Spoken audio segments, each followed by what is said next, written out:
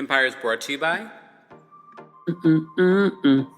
Here we go now. Where are my sound effects over here? I know I have some sound effects over here. What's going on, everyone? Welcome back to the KEMPIRE channel, your number one source for pop culture news and music, entertainment, reality TV, and so much more. Excuse my shades today. I got a bit of an eye situation, so between the light, between the pain, all that other stuff, but we're going to still have a good old time for our Real Housewives of Atlanta recap reunion part 1. Let me know how you would rate it. If you're watching on YouTube, there is a live chat poll. So let me know how you guys would rate the reunion part 1. Look, I watched it again. I watched it yesterday with you guys on Patreon.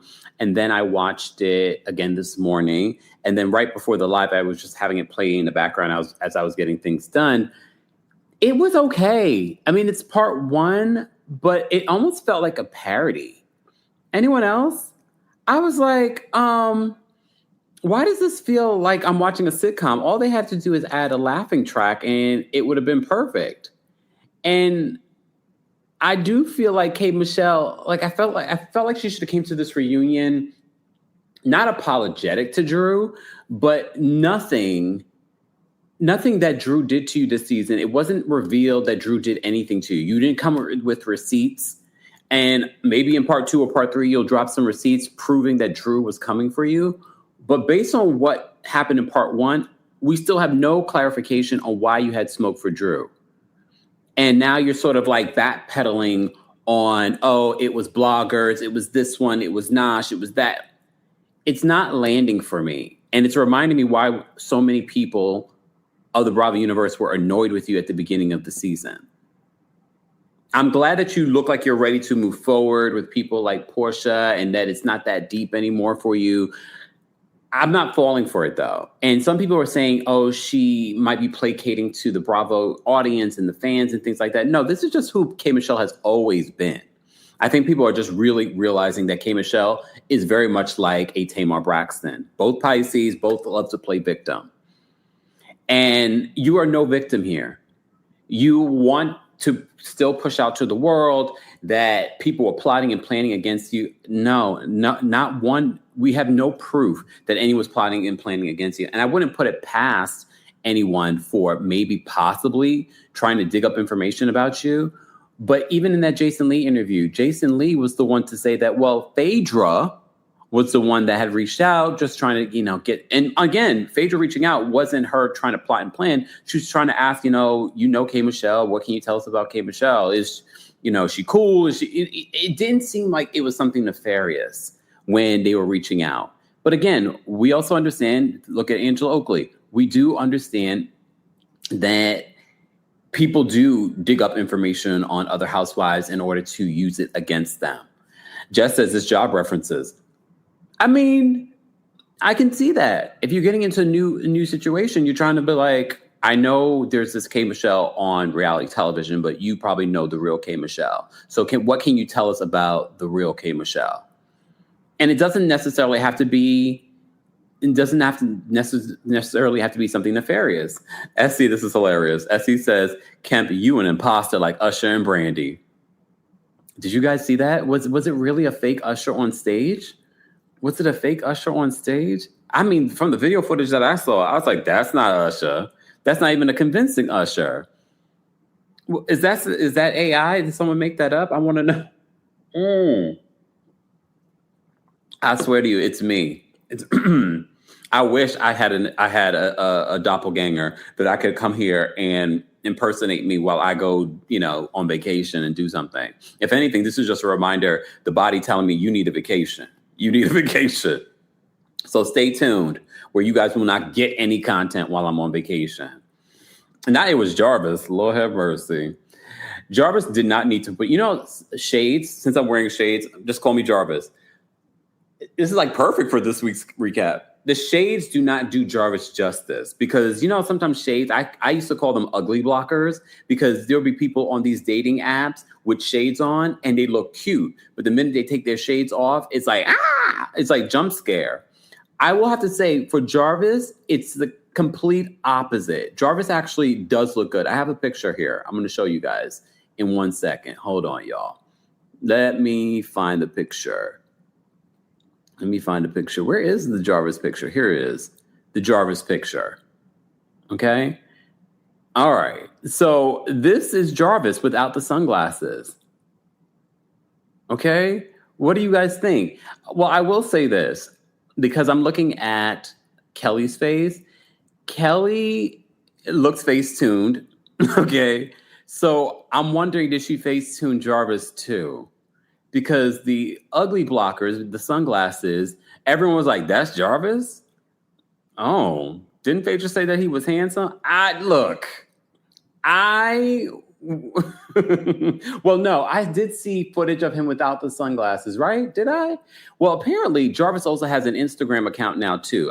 It must be very new because he doesn't have a lot of followers. You know, she's Who Is Kelly on Instagram. Well, now this is Who Is Jarvis. So is Jarvis his real name? I thought that was his fake name.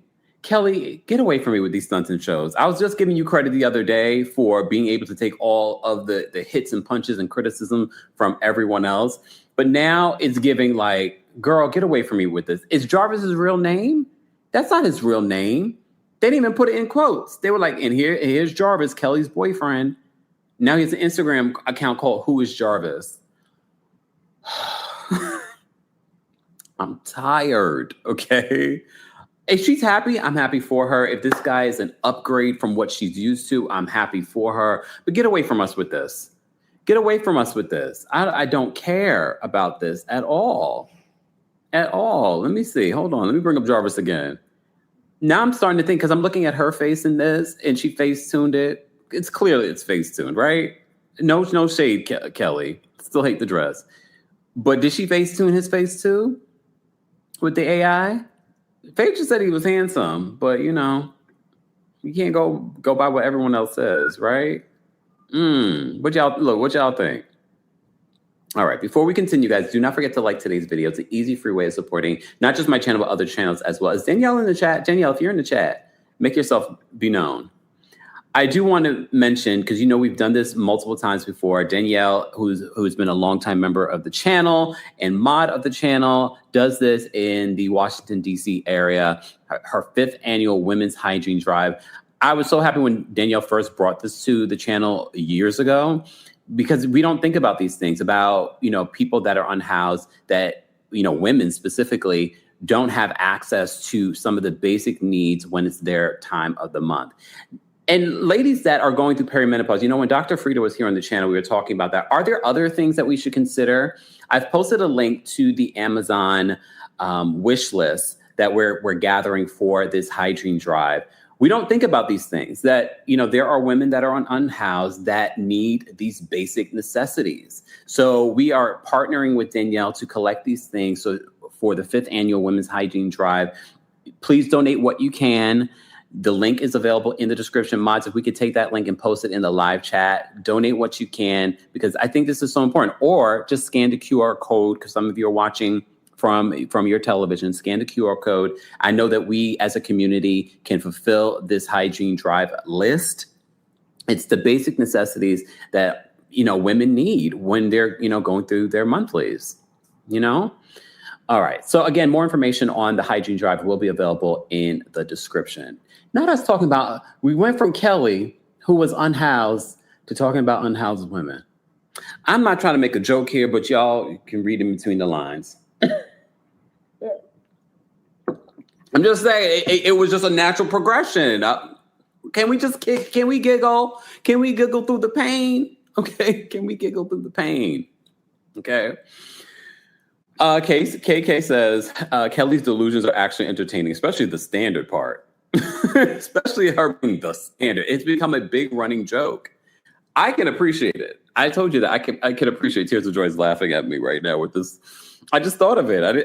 It was the perfect segue for us to get into us promoting the hygiene drive. Okay. Help with what you can, guys. Share the link. That's also important as well. Speaking of giving back, we are still doing our LGBT Center fundraiser.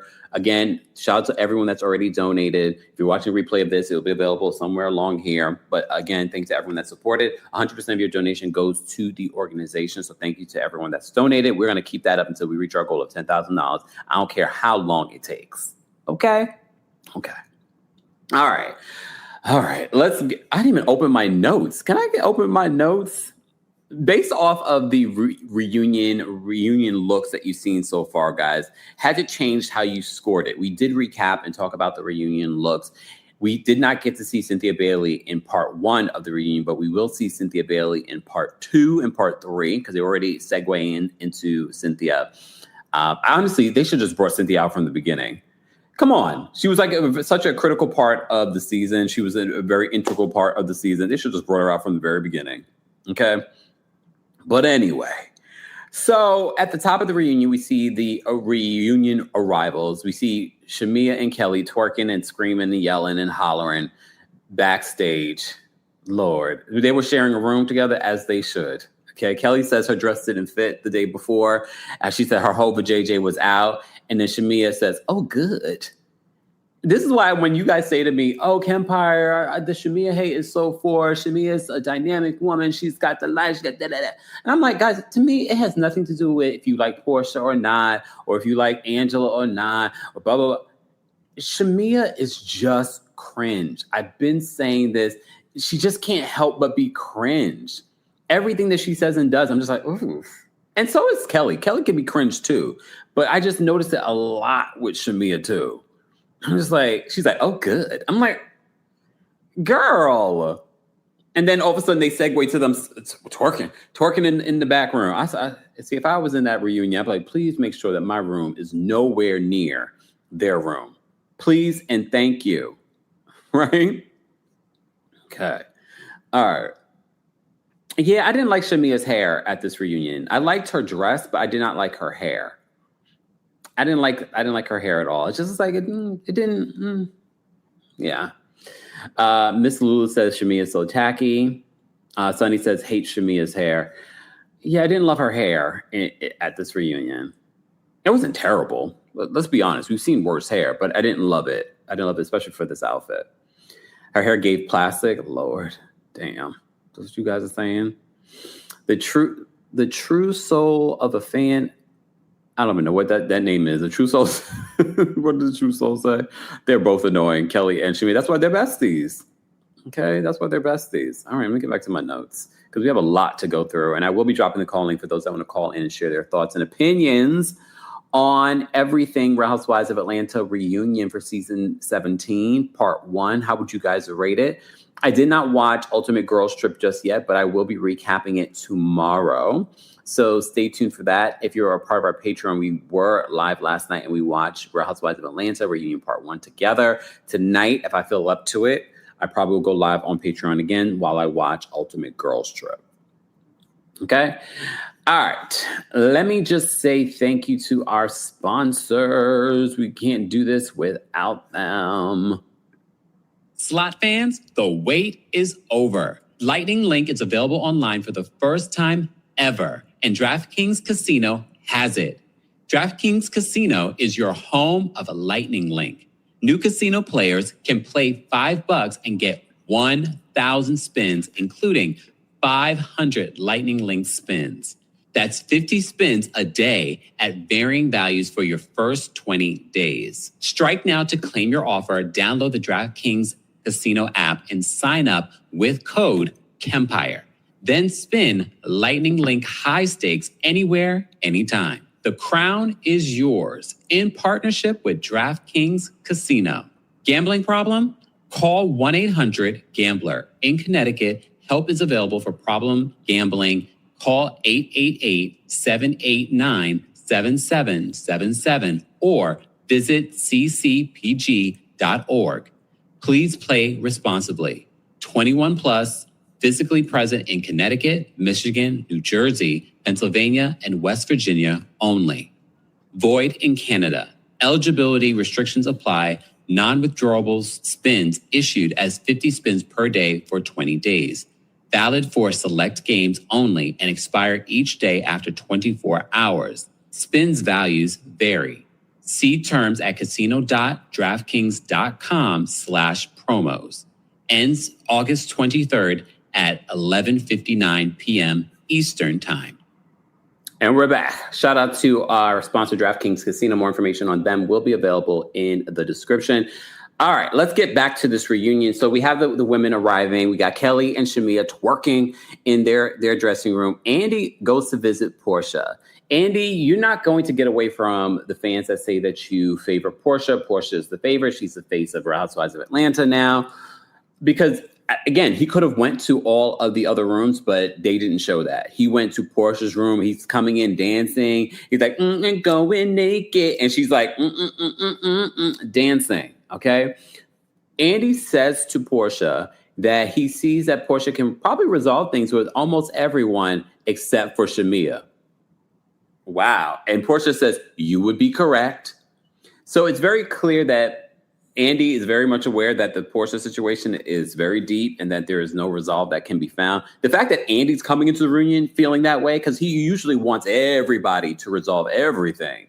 But he's coming into the reunion like, yeah, I can see you resolving everything with everyone, but I don't think you're going to be able to resolve things with Shamia.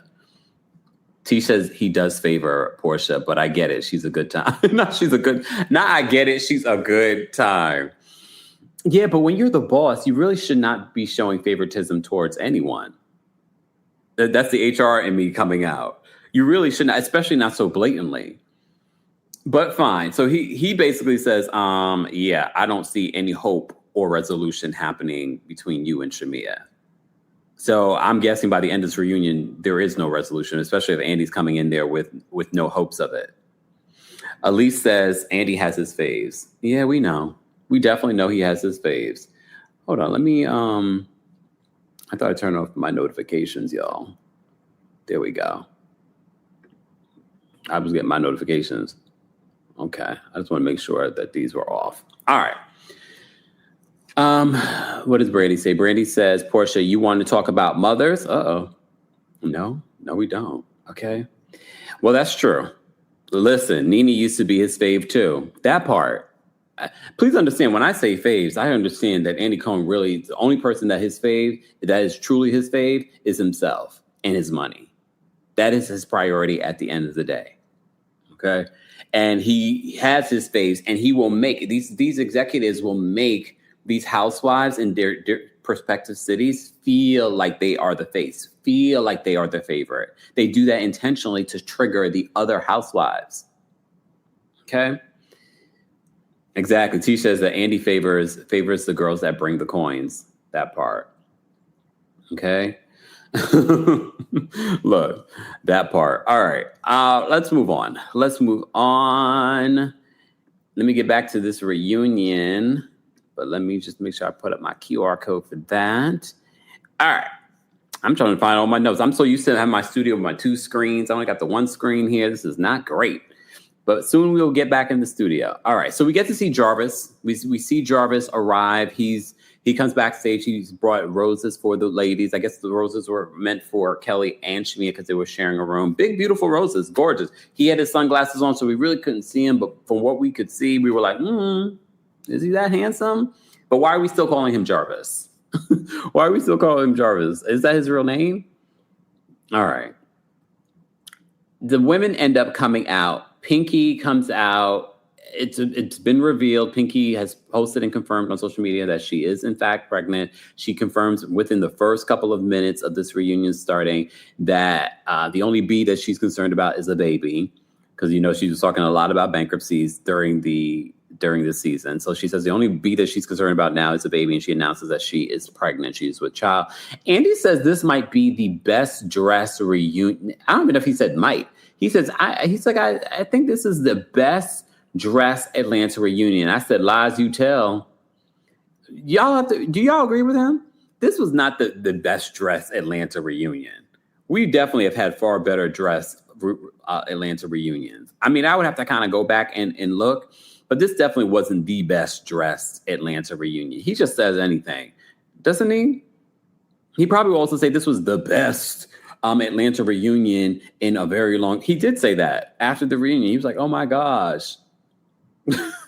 Kara says, "I strongly disagree." Hey, daughter thing. Season 7 was the best. Now I gotta go Google season. Let me Google it right now because now I'm curious. Season 7 RHOA reunion. Let me see. Because they've had a few reunions where the ladies were bringing it when it comes to their looks. Let me see. Do we have a group photo of the ladies? Oh, yes. Come on. Yeah, you're right. That's when they all wore white.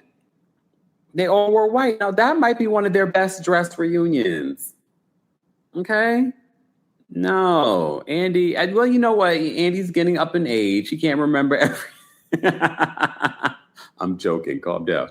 He is getting up in age. Season 7 was a good one when they all dressed in white, and Cynthia had that big, like the big curls. I was like, okay. Okay. Dina says no. The best dressed was when they all wore black. When Porsha. Oh, remember that? What season was that? And Porsha had her short hair. Come on, not the Cowardly Lion. I mean, it was giving very lioness, but it was good. She was working it. But they've had quite a few. Okay, they've had quite. That was season 14 when they all wore black. No, it wasn't. Look, that wasn't when they were all black. But the remember when they all can't no because Candy ruined it for. I'm sorry, you got to tell the truth because Candy took the theme a little too literal and it was giving costumey. So that's the only marker I would kind of take away from that particular reunion when they all wore the black. But yeah. Okay. But all right. The black was good, but I have to say Candy ruined that one. You got to call a thing a thing. Kay says Candy looked her best. And she could have looked great because, it's an all black theme. But no, Candy ruined the group that she ruined that season. She ruined that season. Okay. T says, you're right. Candy definitely ruined it. But season 13, it wasn't for her. If it wasn't for her, it would have been. You're right. You're right. Season 13 would have been really great. But we all agree that Andy's incorrect, that this is the best dressed Atlanta reunion. I don't think so. Hey, Amina, what's going on, everyone in the chat? Be sure to like today's video if you haven't already. This is our weekly recap. We only have 2 more recaps of Housewives of Atlanta after this one. Can you believe it? Only 2 more. But then Potomac is coming. We've got Roni coming. We've got, of course, Ultimate Girls Trip that's airing on Sunday. So we will be recapping that. Stay tuned. Look, I don't know. Did you guys watch Ultimate Girls Trip last night? Some of y'all were saying it was mid too. But am I surprised? No, not surprised at all. Not surprised at all. Let me go back to my notes because, we still have a lot more to get into. Please hold. Please hold. So, okay, who was that separate chair for? You saw the separate chair that was there? Andy joked and said it was for black. Did y'all see Drew's face? I'm going to give Drew some credit here and say that maybe it was editing. It could have been because you remember they chop and screw these edits. They could do whatever they want. They could throw what you said earlier in the reunion, later in the reunion. So I wouldn't be surprised that face of fright that we saw on Drew could have been from another moment and they spliced it in that moment. But I wouldn't be surprised that she would have been shocked. What do you mean that chair is for black? Who was that chair for? Or I guess we'll find out later. Is it for Sway because Sway is there? Is it for Jarvis because Jarvis is there? Gerald's not at the reunion, right? I mean, he's been showing up at everything else. He was at the BET Awards. He was at the Ultimate Girls Trip premiere. Gerald's been showing up. But I guess maybe the husbands, because there aren't a lot of husbands. So, I don't know. All right, I've digressed. Let's get into this first segment. All right, so Andy wishes Porsha a happy Pride. And Portia's like, that's how you do it. I'm going to stand on this because y'all always say I don't have Shamia's back. But I've been saying when it comes to the happy Pride comment that Shamia made, could it have been considered light shade? Yeah. I don't think it was homophobic, though. I think she wanted a very quick thing to say in the moment where the Shade Room was asking her questions about her castmates. I think she was trying to find something simple to say that wasn't crazy shady, but also in alignment that would have been a fun, quirky response. I honestly don't think that it warranted a response from Porsha. But, who am I to tell people who, what to respond to and not to respond to? But I definitely don't think it was homophobic. And Porsha confirms that she didn't think that it was homophobic. Well, okay, she didn't say that. She basically said that she just responded with light, fun shade back. But she wasn't trying to get in line with what people were saying online that it was homophobic. She didn't say that it wasn't homophobic. She just said she wasn't trying to double down on that. Okay? But it also was Pride Month. I just feel like I don't think it was that big of a deal. I got Shamia's back on that. I don't think that was a big of a deal. She was saying Happy Pride. I said, if anything, Shamia, you could have went for the jugular and been shady. And I actually would have respected you more if you did go and made like a really good shady response. But all of her responses just didn't land for me. Okay, there I go from having her back to, well, I got to tell the truth, right? All right. Let me see. Hold on. Thank you so much, Shunda. Shunda, thank you so much for the super chat. We appreciate your support. Shunda says that was definitely not the same Jarvis. What y'all saying now? That had the helmet on. Jarvis wasn't as built. Oh, Lord. Now y'all have these conspiracy theories. Y'all don't think this is the same Jarvis. You think this is someone paid? Y'all think it's AI? Y'all really reaching now with this. I mean, he could have gained a little weight. He's in a relationship. Okay. It looked like the same Jarvis to me. Y'all now with the speculation that the Jarvis is not Jarvis. It's AI. It's the doppelganger. It's Usher's lookalike. I mean, he also has now all of a sudden he has an Instagram. Who is Jarvis? That's so corny to me. No one cares that much about your man, Kelly. No one cares that much about your man. Patricia says, I love a good conspiracy theory. I think we would love the conspiracy theory if we were that invested in Jarvis. We're really not. We're only talking about Jarvis because he's on the show and Kelly has made him her storyline. We don't care that deep about Jarvis because if we did, we would have found out who he was a long time ago, right? We would have, the Bravo universe would have figured out who this man was, what he does for a living, if he's married. They would have went in with all the information. No one really cares. That's why we haven't found out anything, because we haven't looked for it. So you creating an Instagram account, who is Jarvis, the entire universe is like, we don't care. Can someone create the account, we don't care, who is Jarvis, please, and thank you? Elle says, we don't even care that deep about Kelly. The standard, don't be talking about the standard like that. Don't be talking about this. Like, I've got to give Kelly her due, despite all of us being very critical of her. She handles it. You got to give people credit, especially when you see a cast of women that can't handle it. She handles it. But Kelly, we don't give a rat's you-know-what about Jarvis. Okay? We don't. I wonder if the extra chair is for Ashley or George. Oh, Lord, Omar, don't give them any ideas. Don't give them any ideas, Omar, please. Whoever that chair is for, it better be someone good.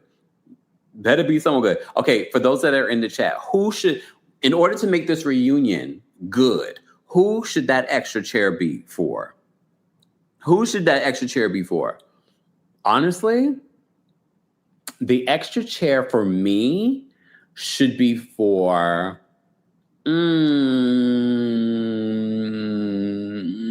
Look, I'm thinking someone from Love and Hip Hop that would expose the liar that K. Michelle is. Okay? Oh, the mamas. Well, no, there should be two chairs, shouldn't there? Someone says, I think it's for Cynthia. No, Cynthia is they're going to have to move down off the couch, and Cynthia's going to sit next to, not Simon. If only Simon was allowed in the country. That's what I was thinking. Mimi from Love and Hip Hop. But not the mamas. Then we would need two chairs. Okay. Oh, Foxy says Nene. Imagine. Y'all need to let that hope go. Not Britt Edie. Lord. Britt Edie also said that she's ready to talk too. And everyone says, we don't care. We don't care that you're ready to talk. Right? Everyone in the chat, we don't care that you're ready to talk. Lady. Anyway. Speaking of talking, have you subscribed to MyFitnessPal yet, guys? Have you logged your meals today? Have you? Just asking. Quick MyFitnessPal moment. So I track my macros pretty closely, and there's one number I used to completely ignore: net carbs. And I'm not even someone doing keto or anything extreme. But MyFitnessPal Premium has net carbs tracking built in. And once I started looking at it, it changed how I thought about my carbs. And I like a good carb. Net carbs are basically total carbs minus fiber, which actually matters if you care about how your body processes what you're eating. I realized a lot of stuff I thought was high carb actually had enough fiber that the net number was way lower. I know. That one number shifted things for me, not in some strict way, just in understanding what was actually going in. And that's really the whole thing. As I keep telling you, your nutrition is the foundation everything runs on. Your energy, your sleep, your recovery. And you can't just dial it in if you don't understand the numbers. Go to podcast.myfitnesspal.com and use code KEMPIRE, all uppercase, for 15% off MyFitnessPal Premium. More information on MyFitnessPal Premium and your discount will be available in the description. Thanks, MyFitnessPal. Okay, real talk. The last couple of months have been a lot. I'm in the middle of a move, content hasn't slowed down, and somewhere in there, my actual eating habits took a nosedive. Takeout, skipped meals, the whole thing. And at a certain point, you realize your obligations don't pause just because your routine fell apart. So I've been trying to get back to actual, real food without adding one more thing to manage. That's where Factor comes in. Factor makes chef-crafted, dietitian-designed, ready-to-eat meals so you don't have to choose between eating real and just getting through the day. Every Factor meal is designed around what actually supports a healthier lifestyle and nothing that doesn't. And when you're in the middle of a move, like I am, this is the only one that really gets me.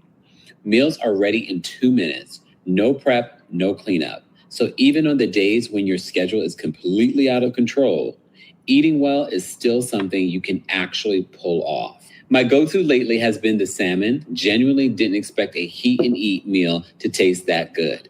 And I'll throw in one of the protein shakes on days I'm running out the door. It's made eating well feel doable again, instead of one more thing on the list. I use Factor, and you should too. Let's eat real. Head to factormeals.com/Kempire50off and use code Kempire50off to get 50% off and one free breakfast item per box for 1 year, while supplies last until October 31st, 2026. That's code Kempire50off at factormeals.com, Kempire50off at factormeals.com. See website for more details. I still haven't fixed that. Welcome back to the Kempire channel, your number one source for pop culture news and music, entertainment, reality TV, and so much more. This is our weekly recap of the Real Housewives of Atlanta Season 17 reunion, Part 1.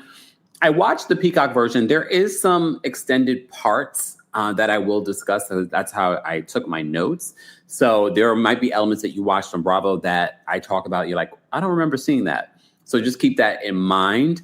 Tiara, thank you so much for the super chat. She says, hey, Camp, the extra chair should be for Candy since she was brought up by Angela and the whole thing with Shamia and K. Michelle. That's a good choice. What do you guys think? Candy should be the one sitting in that seat. I really wonder, it's going to be something corny. I feel like, for those that are just joining us, I was saying it felt like when I was watching this Part 1 that it felt like a parody. It felt like a sitcom. All they needed was a laugh track. I was like, some of it just was like, and I get it. I can appreciate the women not taking this too seriously and having fun with this reunion. But it was just like, something about it just felt off to me. And by the end of the reunion, I was just like, this wasn't great, Part 1. Maybe Part 2 will get better, but I don't know. Omar says, it's the pastor. Okay, we shall see. We shall see. I just feel like it's going to land like if I had the soundboard right now, we'd be playing the trumpets. Was it trumpets or the horns? Not my bet is on Giselle. We do not need Giselle at this reunion. Okay. Jiggle says it's overly produced. That must be it. A lot of the little throw-ins that they were doing, I was like, SC says Part 1 was lackluster. Desiree says, I agree, Kempire didn't care for Part 1. If you're watching on YouTube, be sure to let me know how you would rate Part 1 of the reunion. Let me get back to my notes because there's quite a few more things that I want to talk about before we get into before we get into callers and things like that. So in the first segment, damn, I didn't even get that far. Let me move it along. Okay. All right. So Porsha, Andy wishes Porsha happy Pride. They talk about the whole happy Pride conversation. Phaedra apparently had so many scenes cut off this season, so they decided to include them at the reunion, including a sit down with Jasmine Crockett. So Phaedra says to Andy, like, she feels like she's had so many different chapters, and the last chapter, she wants to do politics. And she said that she's definitely going to run for office. I mean, there's a lot of people that run for office, so I'm never going to deter her. She's a very good speaker, but I just feel like there's so many things that people could bring up against Phaedra. But there's a lot of things that could have been brought up against Dr. Heavenly, and I don't know if they ever. And honestly, I saw the debate, and they never brought that up against Heavenly during the debate. There was a lot of things that could have brought against Heavenly, and they never did. But so maybe Phaedra will run. I can see Phaedra running probably for like her assembly, like her local assembly. But then at the same time, she's like, oh, I should run for Congress or something like that. Look, I'm never going to deter someone from running for office. You do you, boo. But I hope you're ready for the amount of things that could possibly come out. You know what I mean? The Angela Stanton book, that might resurface. What else? What else could resurface? The Candy allegations that you allegedly created that came out of nowhere. Okay, then there's the whole Apollo, situation. Did you know? Did you not? Like, I'm not saying that you did. I'm just saying a lot of things could come up that might not be true. Right? Look, right? Look, maybe not. I don't know. Damn, Kendra says Phaedra can't run for PTA. Well, okay. Oh, wait, hold on a second. Phaedra's sister is an elected official already. Phaedra's sister, who we haven't seen on the show. Like, you see what I'm saying? Some of y'all gonna be like, Phaedra has a sister? Yeah, remember the sister? Wait, no, that was the brother, right? That went to school with Nene. And it's so funny because when Phaedra talks about going on a double date with Sway and Porsha, Andy's just like, who was the fourth guy? I don't know why they allowed Phaedra to be on this show as a full-time housewife and not share her real life. And yes, she'll say, there are things that I've shared, they just don't show. Yeah, all the things that they didn't share that they end up showing a little bit later on that was basically edited out still wasn't like a lot of her life. It was a pre-produced scene with you and Jasmine and Crockett. Okay, you had maybe another pre-produced scene with Apollo's child that really, it affects your life because it's he's going to be a brother to your children. But again, your personal life as a housewife is not shared on the show. And I already said, I'm not mad that they gave you a full-time position, even though you only get friend of. If that's what they want to do, that's on Bravo. They're dumb for that. But because if they're going to pay you the money, Phaedra, I'm not going to tell you not to take the money. Take the money. But at the same time, the audience is like, it's not giving what it should give as a full-time housewife at all. If anything, we literally got to see Cynthia's boyfriend on the show, and she's a friend. But okay. Look, okay. Hey, Tish, thank you so much for the super chat and for being a mod and a member of the channel. We appreciate your support. Tish says, the whole time we thought Phaedra wasn't giving anything when it turns out it was really production cutting out her personal scenes. I wonder why they made that choice. They probably also felt like it didn't have a lot of weight. It wasn't relevant enough. That's probably what it was. And we have to keep in mind, production doesn't make the decision on what's cut out. We have to keep that in mind. That's going to be, because remember, Andy Cohen is given the dailies when this is filming. So they're the ones making the cuts of let's focus on this. Let's, rearrange the episode. It's the executives, the people that you don't know, not even just Andy Cohen, that are making those decisions. Production is there producing it, bringing all the content together. So I'm not going to just put this on production, but even the stuff that they've shown that we would have seen of Phaedra's personal story isn't a lot, isn't anything great. They're like, oh my God, we missed that. You know what I mean? But okay. Diana says that Phaedra has a sister. Apparently. Okay. Next year, we're going to find out Jarvis is her cousin. You know what I mean? I don't know. I don't know about Phaedra. But like I said, I ain't going to be mad at Phaedra. You be mad at production. Be mad at the network for her giving bare minimum and a full-time check. Okay. So Phaedra says she's definitely going to run for office. Drew talks about getting a nip and tuck. And she was like, yeah, because, she debuted her new body and everyone was comparing it to Porsha, saying that she looks like Porsha. Drew dragged K. Michelle in this moment because I don't know if you guys noticed it in the very beginning of the reunion. Every time that Drew was saying something, K. Michelle had a something to say under her breath. And when Drew was like, I got a little nip and tuck, and Andy was like, what specifically did you get done? And she was just like, I got my, my booty done, but it's not leaking, so I think we're good. And we know what that was, and we saw the preview for that, and we were like, oh, that was a read. Here's the thing. I'm okay with Drew coming for K. Michelle because K. Michelle came for Drew this entire season unwarranted. Because unless K. Michelle brings some sort of receipt that Drew was coming for her behind the scenes and plotting and planning, I'm here for Drew with all the smoke towards K. Michelle. Because you try to make it seem like she was the plot and the plan. You were in these interviews saying, I don't even blame Porsha because I believe Drew was the mastermind. And I'm just like, really? But I'm gonna give this to Drew. She ate with that. She says, it's not leaking though, so I think we're good. Oh, well, damn. Are we gonna go there? Remember that line because it comes up later from Shamia. Okay. So as I mentioned before, Pinky reveals early parts of the reunion. She's like, the only B word that she wants to focus on is that a baby because she's pregnant. So congratulations to Pinky. She confirmed that she is pregnant with her 4th child. Her mama is not happy about this because you remember they joked about this at the top of the season about her having another kid. And she had a lot of kids very early on in her relationship. So she's having another one, 4 kids. All right. So apparently they did something a little different during this reunion, and they asked the housewives to pose a question to the other housewives during the reunion. So Annie will randomly read a question from one housewife to another housewife. Okay, so it's going to definitely be like a shady comment of some sort, right? Okay. I kind of like that idea. It's something different. Okay. All right. Drew explains the whole pelvic floor therapy that she received in physical therapy. Remember, after we heard this on the show, we all were Googling and Spoogling. A lot of people that have had the therapy or knows of the therapy confirmed that, this is a real therapy. Okay. And Drew was doing all the finger motion during the reunion, and everyone's like, not the finger. Can you stop with the finger?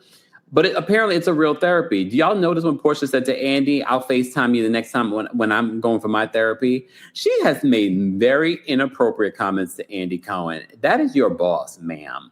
And he's already been under fire for being inappropriate with his subordinates. Okay? So I'm going to need you to stop with these comments. Okay? But you're going to FaceTime the next time he's in. Because he's like, I have no idea what you guys are talking about. Well, you can Google schmoogle it, okay? Bree says, HR needs to be notified. We have been, and we have a full investigation, like a full investigation into Porsha Williams and her constant, because that's the thing. People feel, especially as a gay man, people feel, especially women, even if they're not close with you, feel because you're gay, they could just say anything around you, and that is not going to make a gay man feel uncomfortable. That is not true. There have been women that have said things around me that has made me feel really uncomfortable.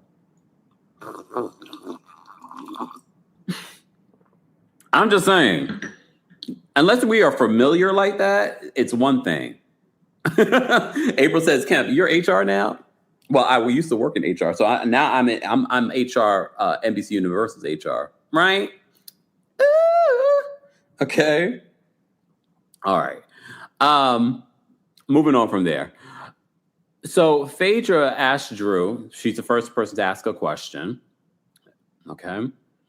And her question to Drew is about Black. This Black situation, I don't like the fact that I see Drew defending Black. I'm not saying that Black is guilty of what he's being accused of about stealing money from these women. I don't know if he did or didn't. I was uncomfortable. I don't know about anyone else. I didn't like seeing Drew defend this man. And I get it. These are just allegations. But I also did not like seeing Drew seem to come up for this man against these other women, these other Black women. But I didn't like it. I would much rather her say, I don't know anything about that. You know, he's a friend of mine, but I don't know anything about that case. I didn't love that. But anyway, we'll get back to that in a second. So Phaedra's question says, do you still want to be the love of his life, meaning Black, despite all his controversies? And K. Michelle jokes and says, because when Phaedra's like, you want to be chomped by Black, she was like, chomped and scammed. That's what K. Michelle says under her breath. Chomped and scammed. She had a lot of stuff to say under her breath about Drew. Shamia says that Drew said that she was in love with Black. And Drew's like, I said I love Black. I never said I was in love with Black. Shamia, you have a habit of saying things that people said, but they never said it. Like you don't have the best reporting back when it comes to things that people have said. Like consistently, you've said things that people have said, but you're like, oh, that's not exactly what they said. Just saying. So Drew says, I never said that I was in love with Black. Okay. But Drew confirms that she's officially divorced from Ralph. There's not a lot that she can say because there is a gag order in regards to the divorce. Okay. Andy doubles back onto Black and his legal trouble. And Drew says that it's unfortunate because he's such a good guy. Is he? K. Michelle says that this is why she didn't want to be connected to him. Here's the thing with K. Michelle. K. Michelle loves to dip and dodge when she puts something out there. Now that's the reason why she didn't want to be associated with him. Now that's the reason. Before it was because I'm a whole married woman. Now it's because he was scamming. That's why she didn't want to be, associated with him, despite us seeing her going back and forth with him in the DMs. Like, come on. Now, all of a sudden, this is why she doesn't want. The thing with K. Michelle, she moves like a kid. You know those kids that like to lie a lot, and then the lie just keeps changing? You know what I mean? That's what I get. She's like, well, that's the reason why I didn't want to be associated with him. All right. You could just be like, I don't really know that man, and like he's DM me. You're the one who's associated yourself with this man. None of us would have known this man without you saying it. Very much like about the long toes, which she was showing at this reunion. I guess that was a lie too. She said, I don't like to show my toes. Toes all out at the reunion. Toes are all out at this reunion. I don't really like showing my toes because my toes are long. Toes all out at the reunion. You know I was looking. I was like, those toes ain't that long. Lying about the toes too. Lying. Just lying, y'all. All right. So she said that's part of the reason why she didn't want to be connected. She says that what she does know about Black is that he takes advantage of Black women. But you didn't say that. You didn't say that during the seasons. Hence why I don't believe that was the reason why you didn't want to be associated. That wasn't the reason. I think now you have a perfect reason. Now you have an answer. Now you have like, oh, that's the reason why I didn't want to be associated with them. Girl, K. Michelle, stop.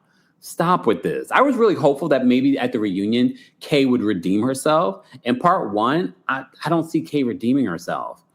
I see her doubling down on stupid stuff and lying. Anyway, so Drew says that K. Michelle is connected to the women that he's suing. So that's what's making her speak the way that she's speaking about Black. Again, this whole conversation about Black, Drew defending Black, I wasn't here for that. K. Michelle trying to rewrite history, I wasn't here for that. But Drew does bring up a valid point. The reason why K. Michelle is saying this is because she did an endorsement for one of the women that has these allegations against Black. Honestly, I believe the women, but I haven't seen the whole facts of the situation, but I believe the women. K. Michelle says that Black is on the run and in Thailand. Okay, Kay, you read with that one. And Drew says, no, he is not in Thailand. Kay claims that Drew does stuff off camera because it leads back to a conversation of the unwarranted attacks from Kay on Drew. So Kay Michelle's like, oh, you think you're slick because you do things off camera. I need proof though, Kay. All right. And this is where Drew has had enough. And she brings out her director's cut thing. And she's like, cut it out. Cut it out. And Drew, it's giving your first season when you threw the doggy bone. Everyone seemed so humored by it. I was not humored by her pulling it out. I just felt it just added to this reunion feeling very rehearsed and pre-produced and highly edited. I was like, okay, Drew, fine. I'll let you have it. Again, especially because Kay Michelle's focused on you. It just seems unwarranted. Okay. All right. So Drew says that they should not carry on narratives from the blogs, especially when it comes to this group and being a sisterhood and blah, blah, blah. Kelly calls out Drew like, oh, that's funny because you want to talk about this being a sisterhood and, not carrying on narratives from the blogs, but you went, excuse me, you went to Nana's Chicken and Waffles, the one that closed, and acted like you were trying to get chicken and waffles, but you wanted to use that as a moment to drag me. And we called out Drew for that. And then we called out Drew again when she lost custody of her kids during the school year. Because it was like, girl, you worried about the wrong things. You got a lot of things going on. I still think that was corny behavior, but Drew did bring up a valid point. She's like, well, you started with me because you were talking about my singing career. And I think she's referring to what her and Shamia had to say at BravoCon. And I was like, oh, well, okay, I can see what you're saying. I can see what you're saying. All right. All right. Porsha addresses Drew's new body because everyone said that Drew got the Porsha special. And Porsha's just like, everybody here on this cast has had something done to their body. They've had work done. Angela chimes in and because Shamia chimes in on this conversation and says, Angela likes to call me BBL Shamia. And Angela has to correct the record. Here's another example of Shamia creating something that never was said. Angela says, I never called you BBL Shamia. Those words have never come out of my mouth. She says, stop putting words in my mouth. So Kelly denies doing anything to her body. She says, I've never had anything done to my body. The only thing that I've done is my boobs. Well, that's a part of your body. So you have done something to your body. Okay. Drew ate a couple times during this reunion from it's not leaking. So I should be good to where she says you should get them undone in regards to Kelly's boobs. I said, Drew is coming in with classic Atlanta shade. And I can't say all the women are doing that. I will say the left side of the couch is the shade room, basically. Because when Drew said you should get them undone, I said, Drew, damn, Drew, get your foot off of Kelly's neck. All right? She's like, you should get them undone. She said, the only thing I had done was my boobs. All right? And I'm going to show you Kelly's. Look. All right, Kelly. Every time we talk about Kelly, I got to show you all the different moments of Kelly. Kelly, put your legs down. Kelly, put your legs down. Guys, you're just joining us. We're talking about the Real Housewives of Atlanta reunion. Of course, we cannot do our live recaps without the generous support of our sponsors. And I'm so excited shout out to Angel. Angel in the chat said last night on Patreon that she used Vinted and she already sold product. Angel, did you say 30 minutes? I don't remember, but she said it was really quick. Shout out to Vinted. This episode is sponsored by Vinted. So if you've been following along, you know I'm in the middle of a move right now, and nothing makes you confront your own closet like packing it into boxes. I found pieces I haven't touched in over a year, maybe two. Stuff I've kept telling myself I'd find an occasion for. And at some point during this move, you just have to be honest with yourself. That's not clothing, that's clutter. And don't nobody love clutter. Instead of just donating everything or letting it sit in a bin at the new place, I'm actually about to start listing some of it on Vinted. Vinted is a secondhand app that makes it easy for everyday people, not resellers, just people like me and you, to sell pre-loved fashion and actually earn something back for it. From what I've seen, listing is genuinely simple. A few photos, a quick description, and it's up. And once something sells, Vinted generates the prepaid shipping label for you. So there's no separate trip to the post office trying to figure out packaging. That's honestly what makes me feel like that I'll actually follow through this time, instead of letting the pile sit there for another month. That's the part that really got me though. There are no seller fees. So whatever pieces sell for, that's what you keep. Every dollar, which in the middle of a move with hundreds of other expenses, feels like a genuinely useful way to make some of this decluttering pay for itself instead of just being a chore. So, have you looked in your own closet lately? If there's stuff sitting in there you know you're never wearing again, download the Vinted app for free and start listing. With no seller fees, you keep every dollar you earn, and for a limited time, enjoy free shipping in the US on Vinted. I'll let you know how my own closet clean out goes. That's Vinted. Download the app today. All right. Shout out to Vinted for being one of our sponsors, one of our many sponsors for today. So thank you to them. I just got the comment from Angel, who was on Patreon last night. And Ahmad of our channel says, yes, Kempire, I downloaded the app, procrastinated for a week, and then sold 2 bags in 30 minutes. I have a few things. First of all, I wish I had discovered Vinted before this, because I had so many things of value that I just sort of gave away to friends, to local thrift shops and things like that, and charities and things like that. And I probably could have made a coin. And apparently Vinted makes it very, very easy. So thank you, Angel, for letting us know about that. Daydreamer, thank you so much for the super chat. Daydreamer says, Bravo doesn't want to support their political runs. I mean, it seems like they are by featuring it on the show. Just say.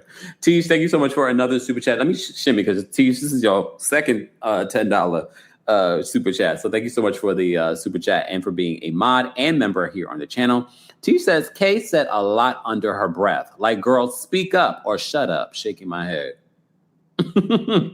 You heard what Drew said to her. She's like, use your words. Okay, use your words. You need to speak up for yourself.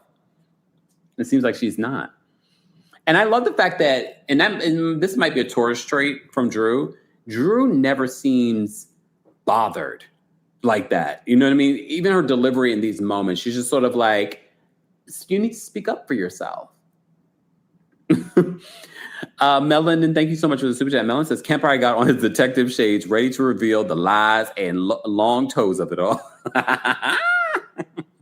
The long toes of it all. Well, for the next couple of days, I'm going to show y'all all my shades, because I have so many shades that I always forget to wear. And now that I used an organizer to help me unpack, now I know where everything is. I have a spot just for my shades. So for the next live, I'm going to do a different shade. Okay, I'm going to do something maybe from the Mexico City trip that I did.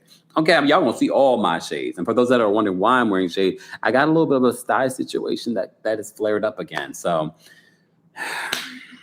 it's a situation, okay? And also light bothers it. Just saying. It's a little cloudy, though.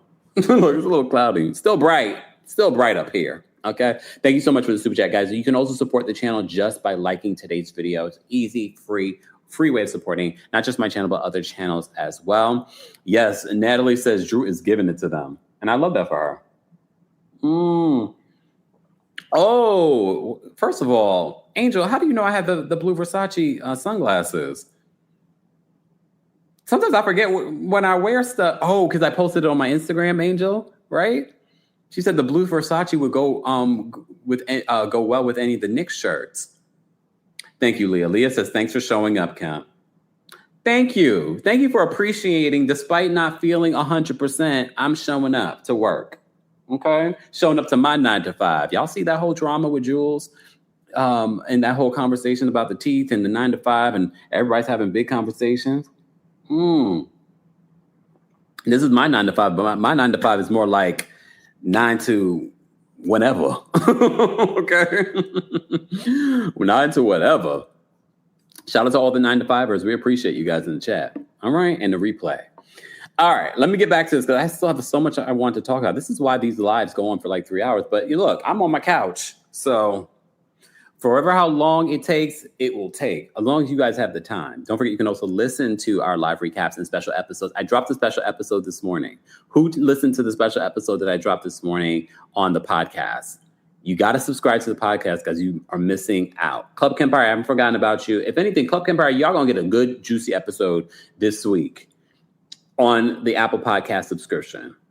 And it's not going to Patreon until maybe like a couple of weeks from now. Okay. But stay tuned. I haven't forgotten about you guys. But y'all know I was moving. I moved. I had a colonoscopy. I had work deadlines. Y'all see all the sponsors. Shout out to all the sponsors. I appreciate them. But I got to create content for them. And I've been putting out content. And I got appointments. Just saying. And meetings. All right. And furniture deliveries. Okay. I got things going on. All right. Whoa, KEMPIRE. All right, fine. Don't feel sorry for me, Argentina. Don't feel sorry for me. All right. Okay. Shannon says, yes, thank you, because I use my PTO. Prepare the others. Ooh, okay, PTO. Jamaki says, Club KEMPIRE misses you. I know. You guys are overdue for an episode. It's coming, though. It's coming. I don't wait that long before I put out a new episode there. I've been busy. Okay, hold on. All right. You're right, Chef Lorraine. She said self-care is first, KEMPIRE. Well, I need a vacation. I need a vacation ASAP. One will be coming. Maybe after our live show that's coming up on September 25th. Okay? So make sure you guys get your tickets. Live stream tickets are available. This will be our only live show left for 2026. So if you want to be in New York City, this is your opportunity. Go get your tickets today. Ticket information will be available at the QR code or head on over to KEMPIREAfterDarkLive.com/NYC. Okay. Excited for that. Let's get back to our Real Housewives of Atlanta reunion. If you guys had to rate the reunion from 1 to 10, how would you rate it? It was okay. I'm going to give it a 6. And I think that's actually pretty generous. Don't y'all think that's generous of giving them a 6? I think that's pretty generous. It was all right. It was just okay. Just okay. Let me bring up my notes. See, this is why I miss being in the studio, because I have my 2 screens. All right. So they're going back and forth on a bunch of different things. Kelly denies getting her body done. We already talked about that. Pinky says that one of her favorite moments from the season was her fight with Angela. And that's still, now that the season's over, that probably was like the best scene of the entire season. Don't y'all think?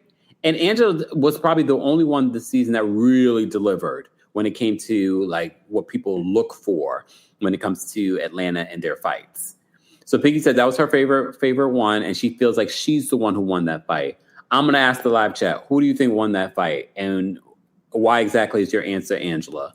Okay, because Angela won that fight. Pinky, I said it when we recapped it. I felt like you put up a good fight. You held your own. Even Porsha said it. You held your own. Porsha, you still watching the content? You got me blocked, but you still watching the content. Mm-hmm. Porsha, they say I'm paid by you. They said paid by Porsha. Is it pampered by Porsha or is it paid by Porsha? Someone said that in the comments section there. I was like, really? More like blocked by Porsha. Definitely not paid by Porsha. Okay? Definitely not paid by Porsha. So I have to say some of my favorite moments from that fight has to be when Angela says to Pinky, I could throw a rock and hit 10 people you owe. And then when she said about her incestuous commingling teeth, and then she showed her teeth, I was like, oh, wow. Pinky doesn't have commingling teeth. But the read still landed because none of us really knew Pinky like that to even pay attention to her teeth. And I was just like, oh, well, maybe. look, maybe. All right. Sean says that Angela won, but I respected Pinky for not backing down. Exactly. And literally, one of the favorite moments for the group was the fact that Pinky got up and then sat back down. She was about to leave, but she didn't leave, and she stayed and she fought a little bit. The other parts from that argument was Papa Smurf, Mr. Clean. Like Angela obliterated her. Like she had TKO'd her. Pinky was like, I'm getting back up, and then she's like, boom, boom, boom, commingling incestuous teeth. I said, okay, Angela won that fight for me. And anyone that says that Pinky does, I'm kind of looking at you. How? How so? How so? I want to know. Everyone's entitled to their opinion. I just disagree with that opinion, especially because I can't even remember half of what Pinky said in that argument. All right. So Porsha gets her own segment. They use this Miss Diane edit where she says he was just the wrong damn one when they talk about Porsha's relationship history on the show, from Cordell to Simon Guobadia. I did see that Simon, I did a video talking about Simon and the update that we got in regards to this quick deed that they ended up doing.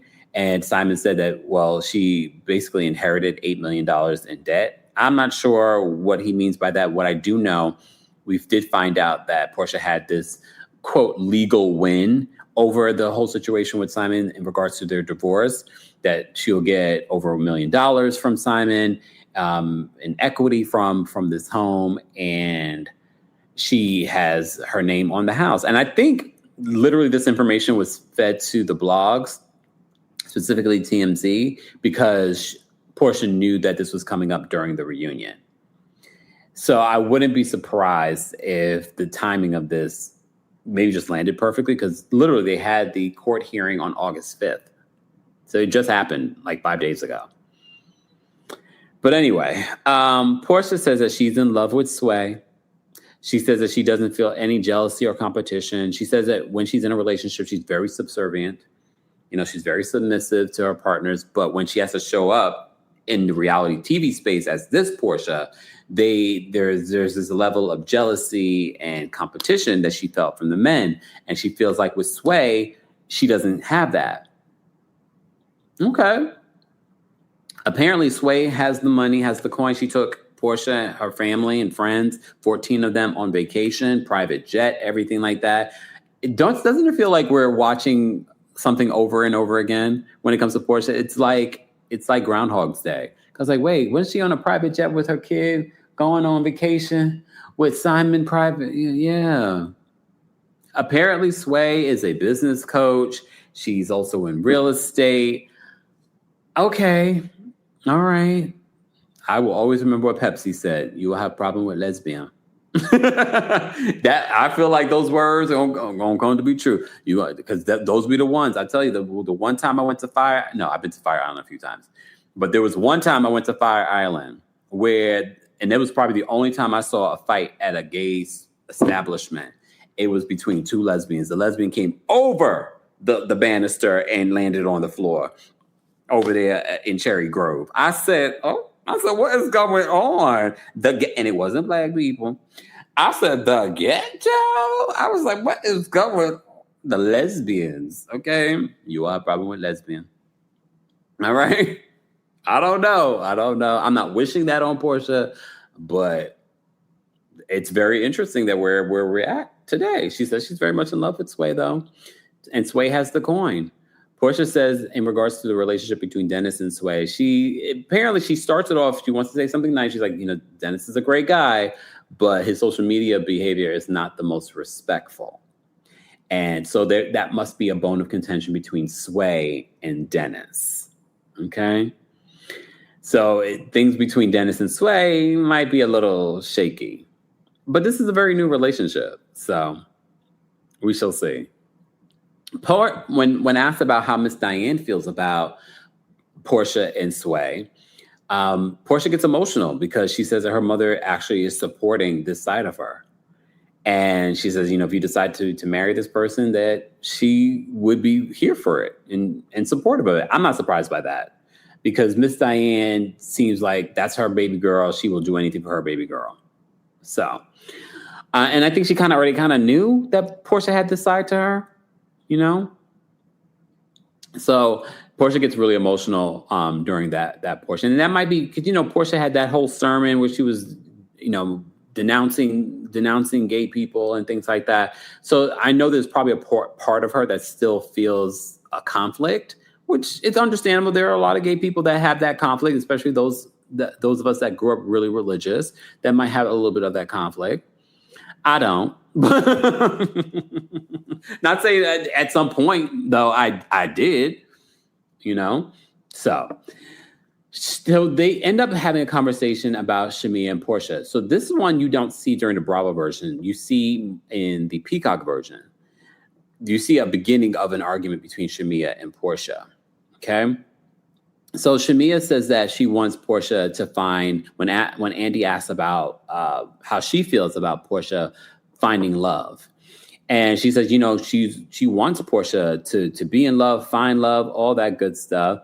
And then she says, Happy Pride again, just to double down on it. And Porsha says that when Shamia originally said it, she knew that it was light shade that she was throwing. She didn't believe that it was necessarily homophobic, like what the streets were saying. But Shamia is saying that it wasn't shade. I was like, okay. Here's the thing. I don't think it was homophobic. I don't think it was a big deal. I do think it was a shady game because it was with the shade room. And I could see how someone might see it as shade. But at the same time, I think she was looking for something that wouldn't be too crazy, too shady. And that's all she came up with. Okay. Drew addresses Porsha, the comment where she says, "Oh, you're taking part of my life," when she arrives at the premiere party with Sway. Drew grew up very religious too. And I'm not saying that Drew is gay. Drew might be bisexual, fluid. I don't know. But Drew's explanation as to what she meant by that was her basically downplaying that, oh, yeah, I may have been dating women. She makes it seem like it's something completely different. And she's like, we all kind of share. I'm like, what is this response, Drew? Drew does not want to own the fact that maybe she swam in the lady pond just for fun for a couple of weeks. But okay. All right, fine. Even Porsha made a snarky remark in regards. She's like, yeah, girl, that's exactly what it was. All right. And Kelly says under her breath, she's like, she says that there are a few. She does everything Porsha does, basically. How does K. Michelle feel about Drew's music? So Drew gives an update on her music career and how that's been going. She has 2 million streams off her. Drew's project was good. I did a video talking about Drew's project because I said, we see so many housewives do music and it's sort of like just a drop in the pan. They don't really take it serious. They feel like they're just doing it for fun. She really took this seriously. Her and Dennis did a really, really great job with this project. I still really enjoy her debut project. Okay, and she's right. 2 million streams for an up and coming independent artist is a big deal. Okay, and if you haven't seen it, and especially that Delulu song is a hit. If she had the right people behind her, like a bigger label, that probably could have been a smash for her. So Andy, of course, wants to ask K. Michelle how he feels about her music. So K. Michelle decides, as this is an opportunity, like, I wish her well, it's not easy in the music business and blah, blah, blah. And I hope that she gets a hit. And Drew's not falling for it. Drew's just like, yeah, but you called me a loser, which I get it because at the reunion, she's trying to give one energy, K. Michelle. But online, she was giving another energy. She was like, nothing compares to my music career. And no one was comparing. I thought maybe during the season, we would see some sort of comparison. And look, Drew, I'm not going to let you off easy because you did make a shady remark about K. Michelle's music. But in all fairness, she made that remark in a confessional, which comes when they start filming after the season. So Drew's remark in that moment could be because of the way the season went towards K. Michelle. So in all fairness, if she said it in the moment, it would have been one thing. But it was said in a confessional, which is filmed after the season. Okay? Or later on while the season is filming. All right? So she's, so Drew's not falling. Drew says that she gives an update on her divorce. She says her and Ralph are working on focusing on their kids. At some point, she says it's still early on, but they're trying to co-parent together. Okay. Drew says she can't say much, though, because there is a gag order in the divorce, which led them to have a contentious aftermath of the divorce. Because remember, they back were in court accusing each other of leaking the divorce proceedings to the blogs. And TMZ is like, I don't know why they're doing that to each other because the divorce proceedings were public. So I don't know why they were doing that, but okay. They both will run into court. All right. Speaking of their divorce, you remember in the comment section, Ralph was thanking Dennis about connecting him with his attorney and blah, blah, blah. And Porsha was just like, Ralph can kiss her, you know what? Because she didn't like the fact that he was making it seem like Dennis and her had that sort of issue. She's like, they didn't have a custody issue like that. We never heard of anything like that happening between the two of them, right? We definitely hear anything like that.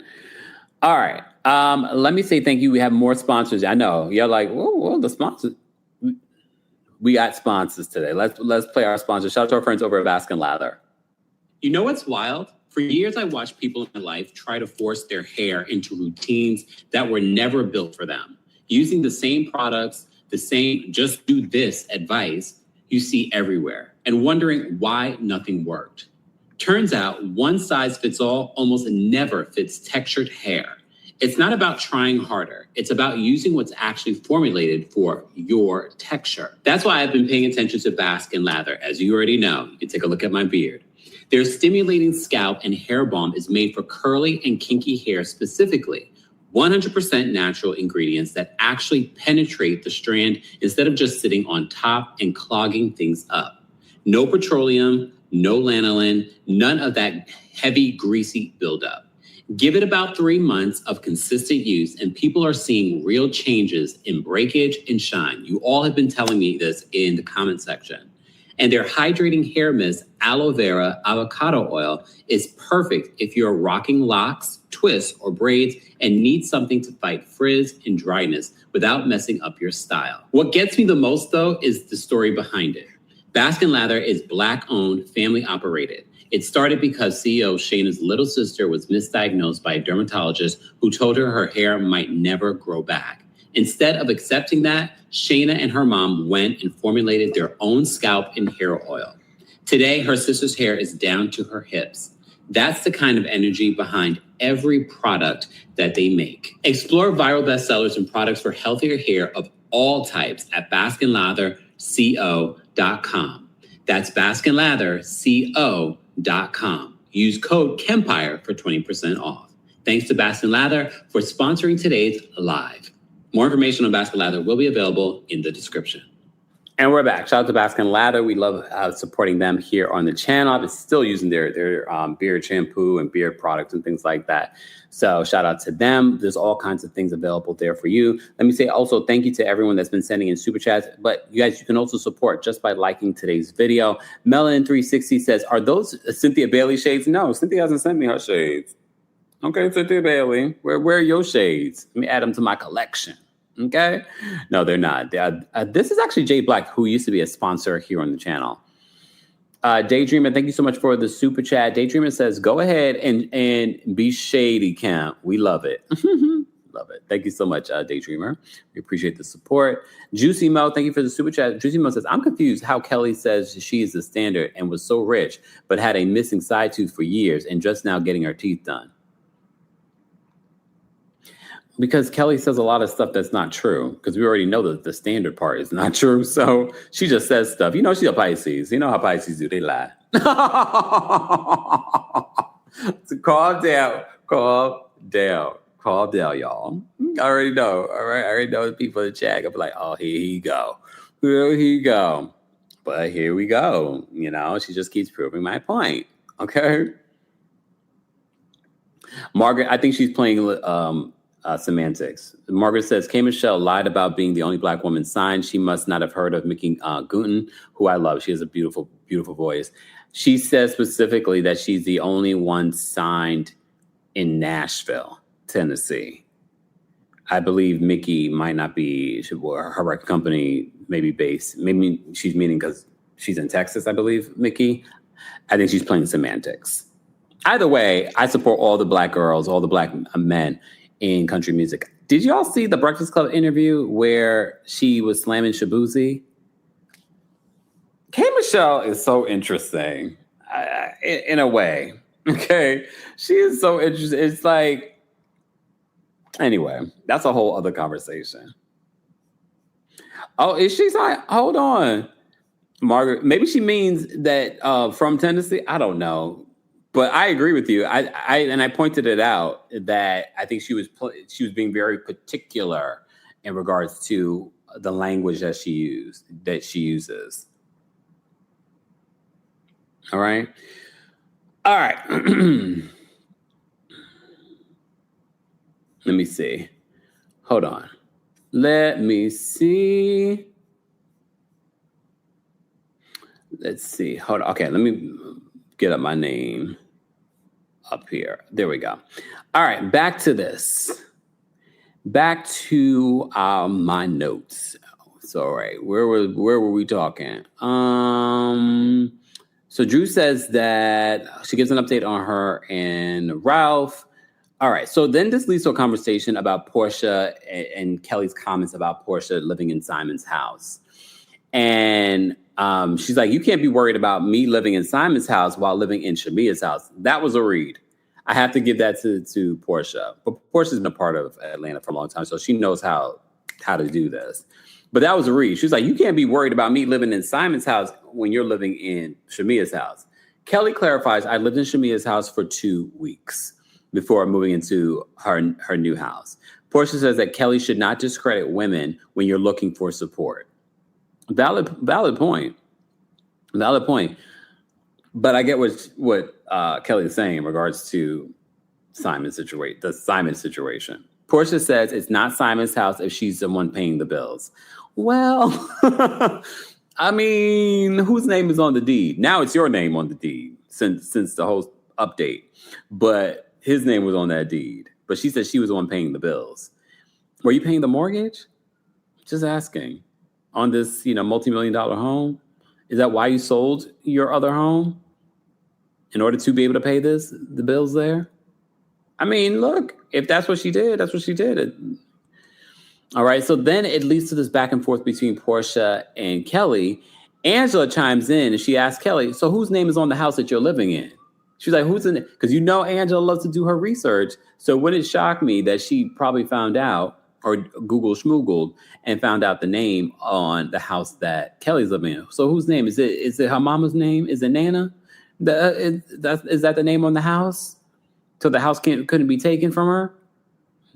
Because she's being sued. So that wouldn't shock me that the name is not in her house.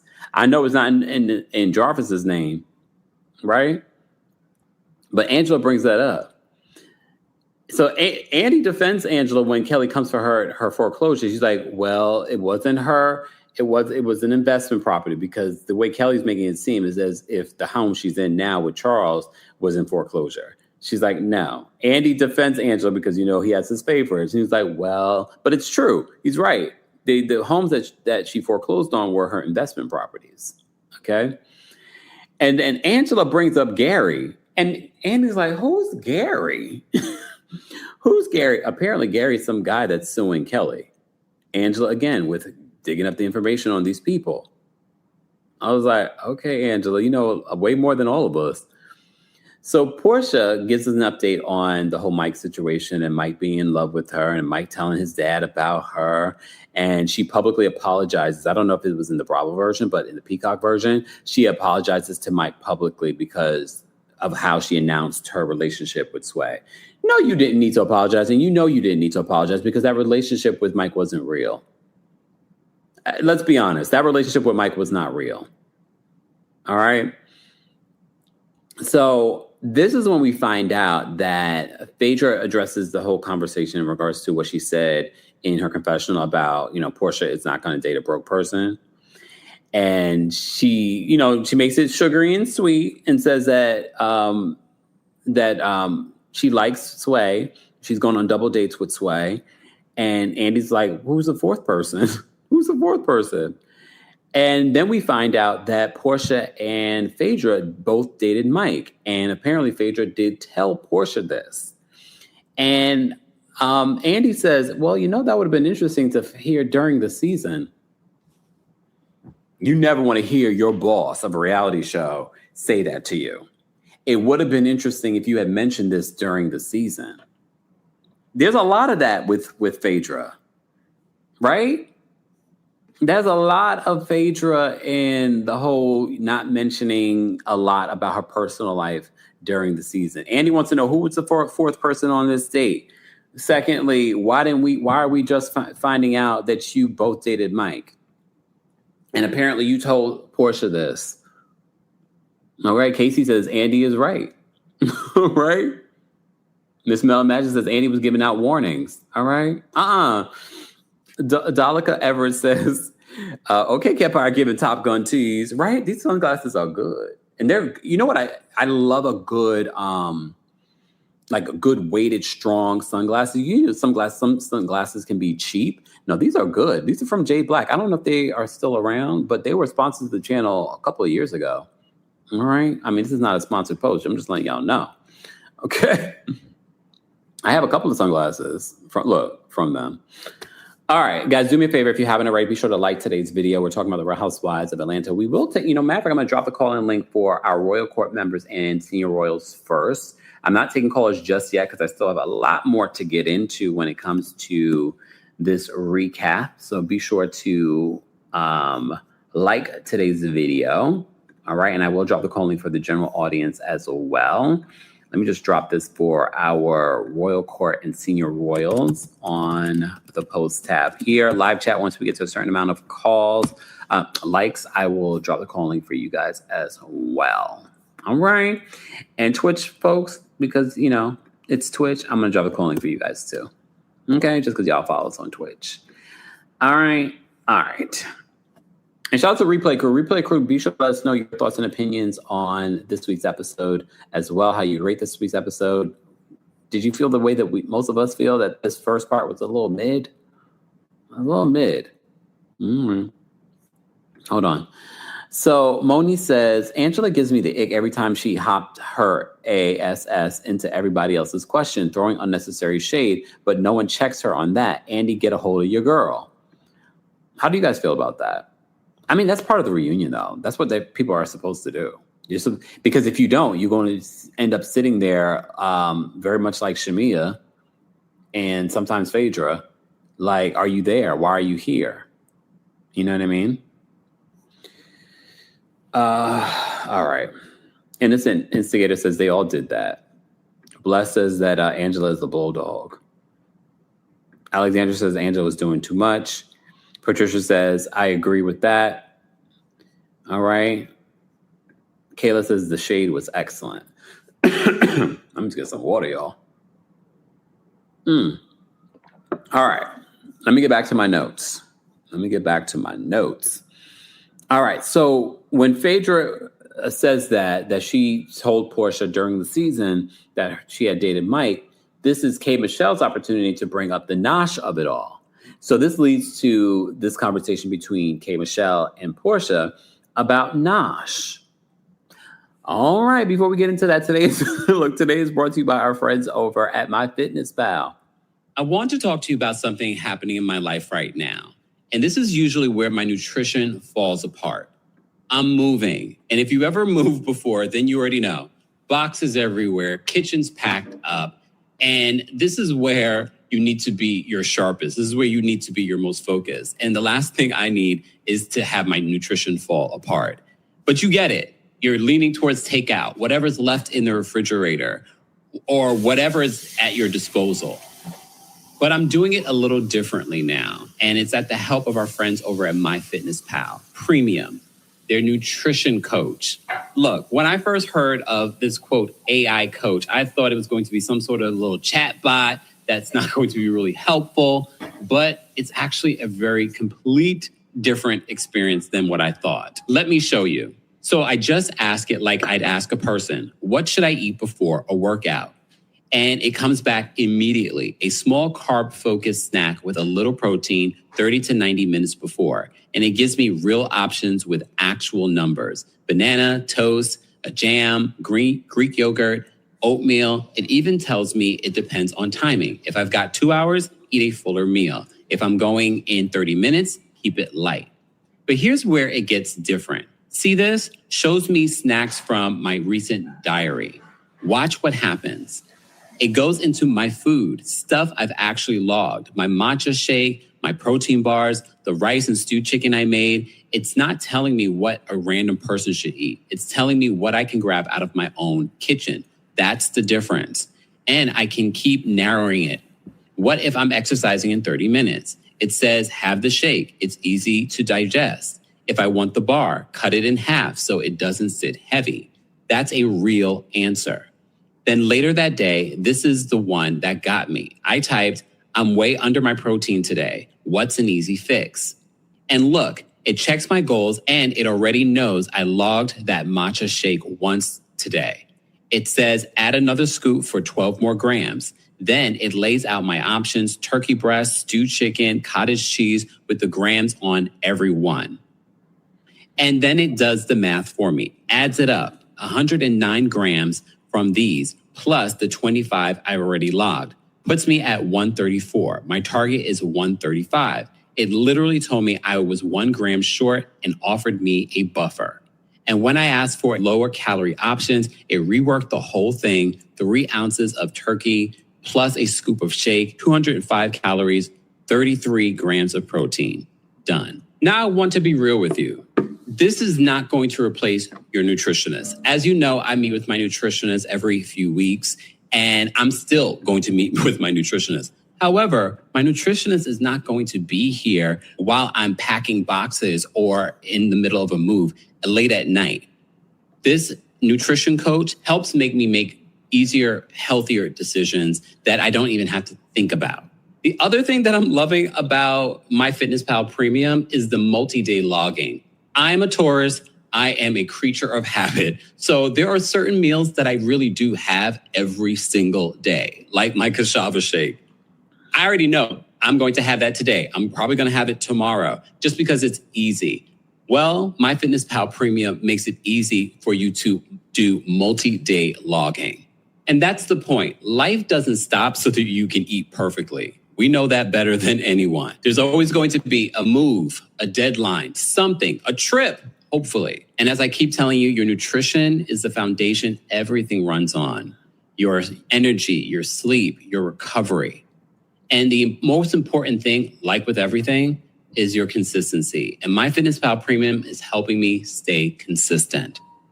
Go to podcast.myfitnesspal.com and use code KEMPIRE, all uppercase, for 15% off premium. Especially if you got a chaotic stretch coming up like I do, that's when it matters most. Thanks, MyFitnessPal. And we're back. Shout out to MyFitnessPal and for being a proud sponsor here on the channel. Don't forget, guys, with our code, you're basically only paying $68 for the year, $5.66 a month, and 19 cents a day. That's really, really, really good. So shout out to them. Literally, speaking of the nutrition coach, I was just reminded I have an appointment with my nutritionist this week. So a lot of things going on. All right. A lot of things going on. All right. Back to our Real Housewives of Atlanta recap. Guys, if you haven't already, be sure to like today's video. I also want to say shout out to Danielle, who has brought this to our channel for the last couple of years. It's the 5th annual Women's Hygiene Drive. We don't think about the women that do not have homes, that, you know, they still get their monthlies. They still need these things that we can, as a community, help them get. So either scan the QR code or check out the link in the description for more details on how you can help us complete the list for this year's 5th annual Women's Hygiene Drive in the DC area. All right. So shout out to Danielle for bringing that and handling that for our community down there. So shout out to everyone in DC. I look forward to coming back to DC for Kempire After Dark at some point, maybe once this administration's over.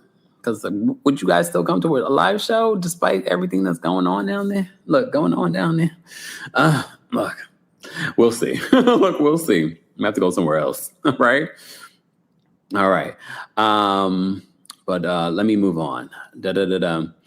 Thanks, GC. GC says, love you, Kempire. You're about your business, but I will have to catch a replay. Too many commercials. Well, you're going to see the commercials in the replay, too. How do y'all think any of these platforms get paid? It's from commercials. I get it. You may not like them, but that's the only way that I'm going to be able to be here doing my 9 to 5 is commercials. All right. All right. Moving on. All right. Look, Shonda says it's not safe in these streets. I know. They said this. The National Guard's still walking around DC like the last time I came down there. All right. All right. Anyway, moving on. Back to our Real Housewives of Atlanta recap. Where are my notes? There we go. Let me see. Okay, so we see this argument between K Michelle and Porsha. Kay says that Porsha should have told her about her dating Nash, because they lead from the whole situation with Porsha and Phaedra talking about dating the same guy. So this is a perfect segue for K Michelle to bring up the whole situation with Nash. Porsha is genuinely confused. She's like, "You're a whole married woman. Why does it even matter?" And she's like, "You're making it seem like it's a situation with Drew and Black, and it wasn't that type of situation." This was another confusing thing that happened during the season between Porsha and K Michelle with the Nash of it all. Nash sat down for an interview and talked about this as well. We talked about it endlessly. K Michelle, this was a perfect opportunity for you to just put a kibosh on the Nash of it all, and you didn't. You basically doubled down on it. All right. It looked like you were trying to blame him now. Girl, you have no one to blame but yourself. I needed K Michelle in part 1 to take some accountability. It didn't feel like she was taking accountability at all. Yes, Nash is the guy that K Michelle met on Queen's Court. They didn't end up together, but apparently they started dating each other afterwards. And if you want to ask me about the timeline, so when did she get back with Dr. Caston? I don't know, okay? And I don't think K Michelle knows. She can't keep up with her own lies and fairy tales, because she also told Jason Lee in their interview that she had brought a different guy to production. I don't know. I don't get why K Michelle is upset with Porsha. And she's like, you can't have me in the same room with another person. And I'm just like, Nash was never in the same room with you guys. It's not making sense. All right. So Porsha brings up some of the things that K Michelle was saying in interviews. You were like, F Porsha in the interviews. And K Michelle, well, did that hurt you? She's like, no, I didn't care. All right. Porsha claims that she did end up reaching out to K Michelle after the whole miscarriage conversation played out on the show. And Porsha says that she apologizes. She's like, I didn't mean to insult you. And she says that K Michelle responds like, thank you for retelling me. So she impersonates K Michelle. And then after saying that to Porsha on social media, K Michelle goes to saying that to K Michelle in text. K Michelle goes to social media and let me say something else. All right. So Kay claims that Porsha was being led in the interview. So she's trying to say that when Porsha was being interviewed, I'm assuming they're talking about the Carlos King interview. She's like, you were being led in that interview. And Porsha's like, I can't be led in any interview like you new girls. So Porsha wanted to let K Michelle say, I'm not new to this. I'm true to this. I've been doing this for a very long time. No interviewer is going to lead me anywhere. And I have to agree with Porsha. I did not feel like Carlos King did some sort of okey doke to bring something out of Porsha. Porsha is very rehearsed, okay? If anything, she's gotten better at handling herself in interviews. But she's like, I'm not one of these new girls. I'm not like one of y'all right now, all right? So Kay says, Porsha, we know you've lived many lives, a whole lot of lives. she's like, and so has your body. Oh, well, damn. She says, and so is your body. So then K Michelle comes back and says, you need to close your glory hole. And he seemed very confused because he's like, that's not what he knows to be a glory hole. Right, gay man? And he was like, what? He said, close your glory hole. All right. So they end up talking about the glory hole of it all multiple times. And Porsha saying, well, what about your glory hole? There have been plenty of men there too. Well, all right. I mean, there's things that Porsha could have went to that K Michelle brought up during the season. When we talking about private parts, at least Porsha didn't go there, because that would have been a real quick read to shut you down. Because look, you can't say that she's bringing it up as opposed to you bringing it up first. You exposed it to all of the Bravo universe that didn't already know about those rumors. If anything, give Porsha some credit that she didn't go there. Give her some credit that she didn't go there, because she could have, because you brought it up during the season. All right. So Porsha says that K Michelle stopped trying to get to know her when she became friends with the other girls, meaning Shamia, Kelly, and Pinky. Kay says to Porsha, this is very interesting to me, and this is something that we talked about during the season. It seems as if K Michelle wanted to be the star this season, And she realized quickly that the network, production, the fans were not treating her like the star of the show. They were treating Porsha like the star of the show. And I think that was her real problem. And that's why you started to see her backpedal on how she was coming towards Porsha. And she started to oh, well, I believe Drew was the mastermind behind all of that stuff. So she says to Porsha, go be the star that you're not. And even Andy's face, I'm trying to remember Andy's face in that moment. Go be the star that you're not. Look, I've been very critical of Porsha, but one thing I have to give her is that she is a star on reality television. She's not starless, as Nene would say about some of these other people. She's definitely a star. Could she carry a show? Can she anchor a show? No, but she definitely is a star, especially when you have a good ensemble cast. So for me, that just told more about K. Michelle and her insecurities on being on the show with Porsha.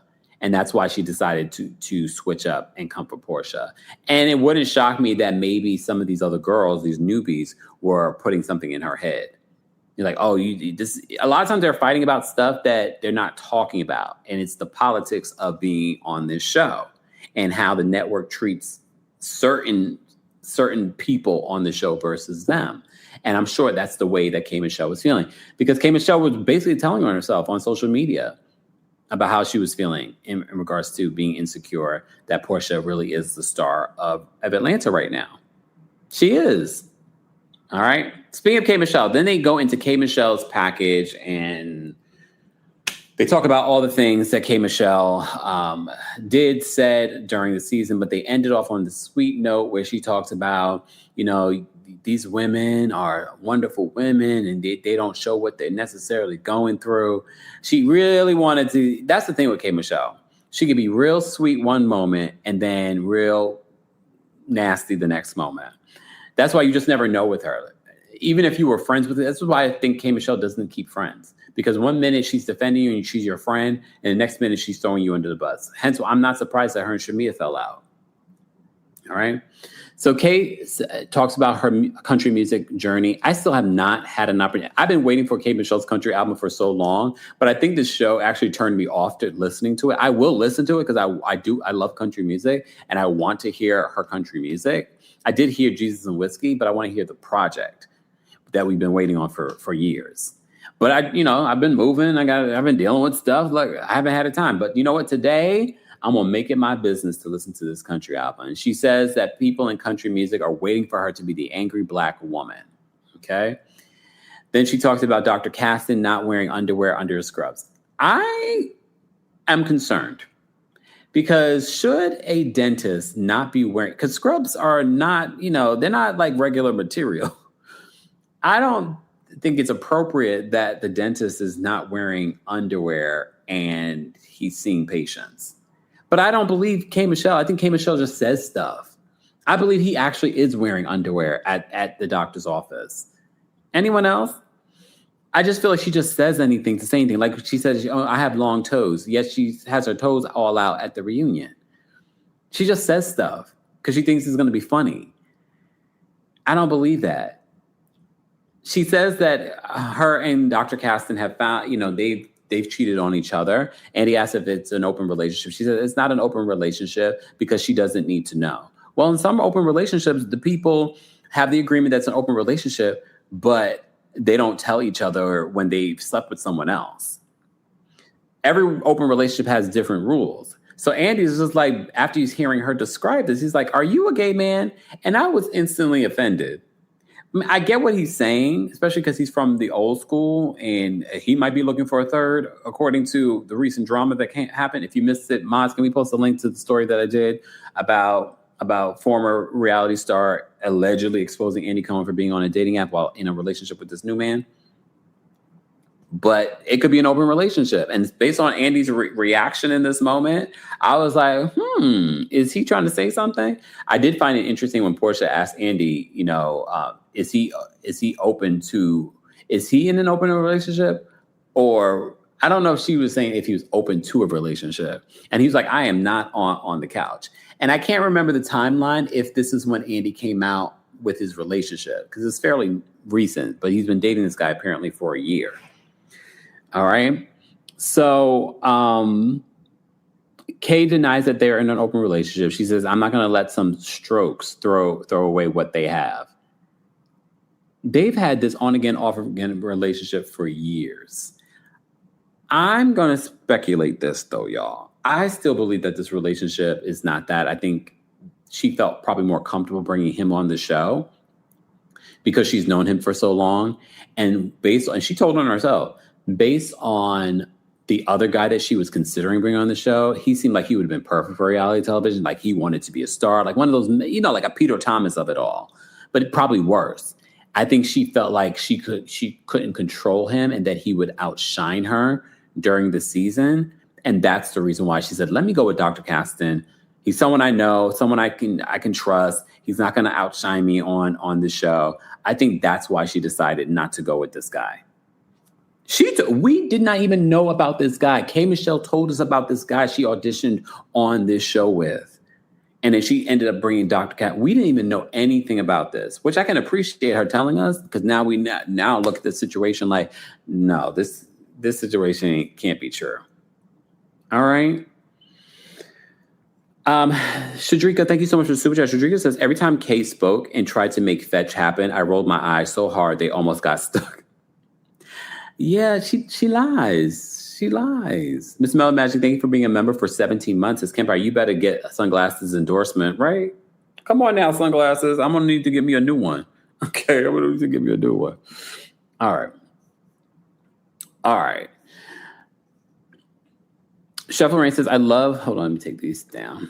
Take down these other things. Chef Lorraine says, I love when Andy told K. Michelle not to tweet her confessionals, because it ends up coming later, her tweeting all the time. She says, this is something that she's done for over 10 years. She would go to social media and she would tweet all the time. And he says also, basically, every time that she would see what was happening on the show, you were basically like doing your confessionals on Twitter. And she's like, yeah. I don't think that's what she was doing, y'all. I think that because Andy gave her that as an excuse, that's what she used as an excuse. Again, this is just a pattern of behavior from K. Michelle. She's trying to, find ways to justify her behavior during the season. All right. Anyway, so back to this. So Andy asked K. Michelle if she's a gay man, because she's like, gay men have a more relaxed attitude towards sex, but not all gay men agree with open relationships. Yes, there are a lot of gay men that are married and that are in open relationships. It is very rampant, and they were one of the first when it comes to these open relationship conversations. But not all gay men are like that. Not all gay men want to shade our men. Just saying, right? For the gay men that agree with me, let me know in the chat or in the comment section. Not all gay men are like that. We do have probably a more open mind, but let's not make a blanket statement. I did find it interesting when Porsha asked him if he was in an open relationship. He said, am I on the couch? Well, according to Robert, you might be. All right. So Shamia, because K. Michelle talks about, what she did to her, herself and, her reaction to that. And then Shamia uses this as an opportunity. She's like, well, you know what, Drew, when you said that she's leaking, I don't think that was very nice. And I was thinking to myself, Shamia, where are you coming from with this? And here you go again. Here's another example. Here's my third example of Shamia mixing up what someone said. And yes, we know, I'm not going to play semantics here. We know what Drew was insinuating, but that's not what Drew said. Drew says, I never said that she was leaking. I said I wasn't leaking. We know what Drew meant, but there goes Shamia again, mixing up what someone said. Okay. So Shamia decides to bring that up in that moment. Drew says that Kay has been coming for her unwarranted. This is why I allow for Drew to constantly have smoke for Kay, because K. Michelle came for her unwarranted, making it, if one thing didn't latch on, so she jumped on another thing. First, it was the fact that Drew was trying to connect her to Black. Then it was, she was trying to leak this information, bring this information about the smelly vajayjay onto the show. But no solid information, no solid evidence to confirm that. Kay says that she's been going through reconstruction when it comes to, what she did to her butt.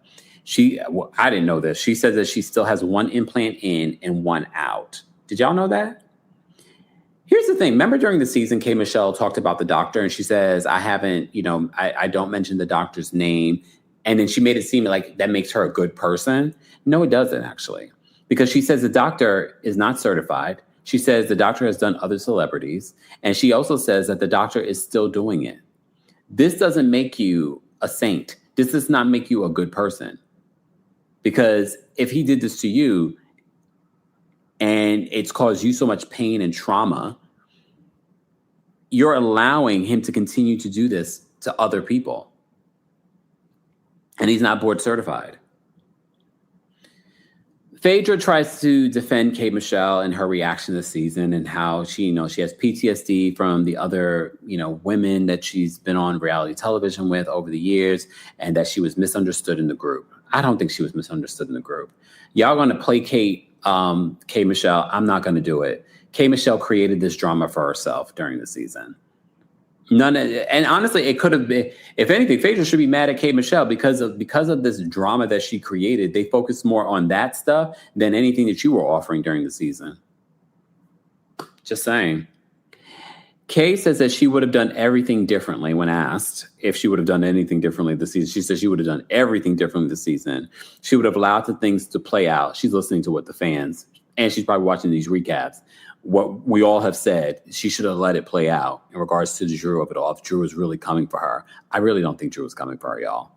I really don't. And I'm not saying that Drew hasn't done that. I'm not saying that Drew is pre-produce his moments. We've seen it, literally see her do it in this part one.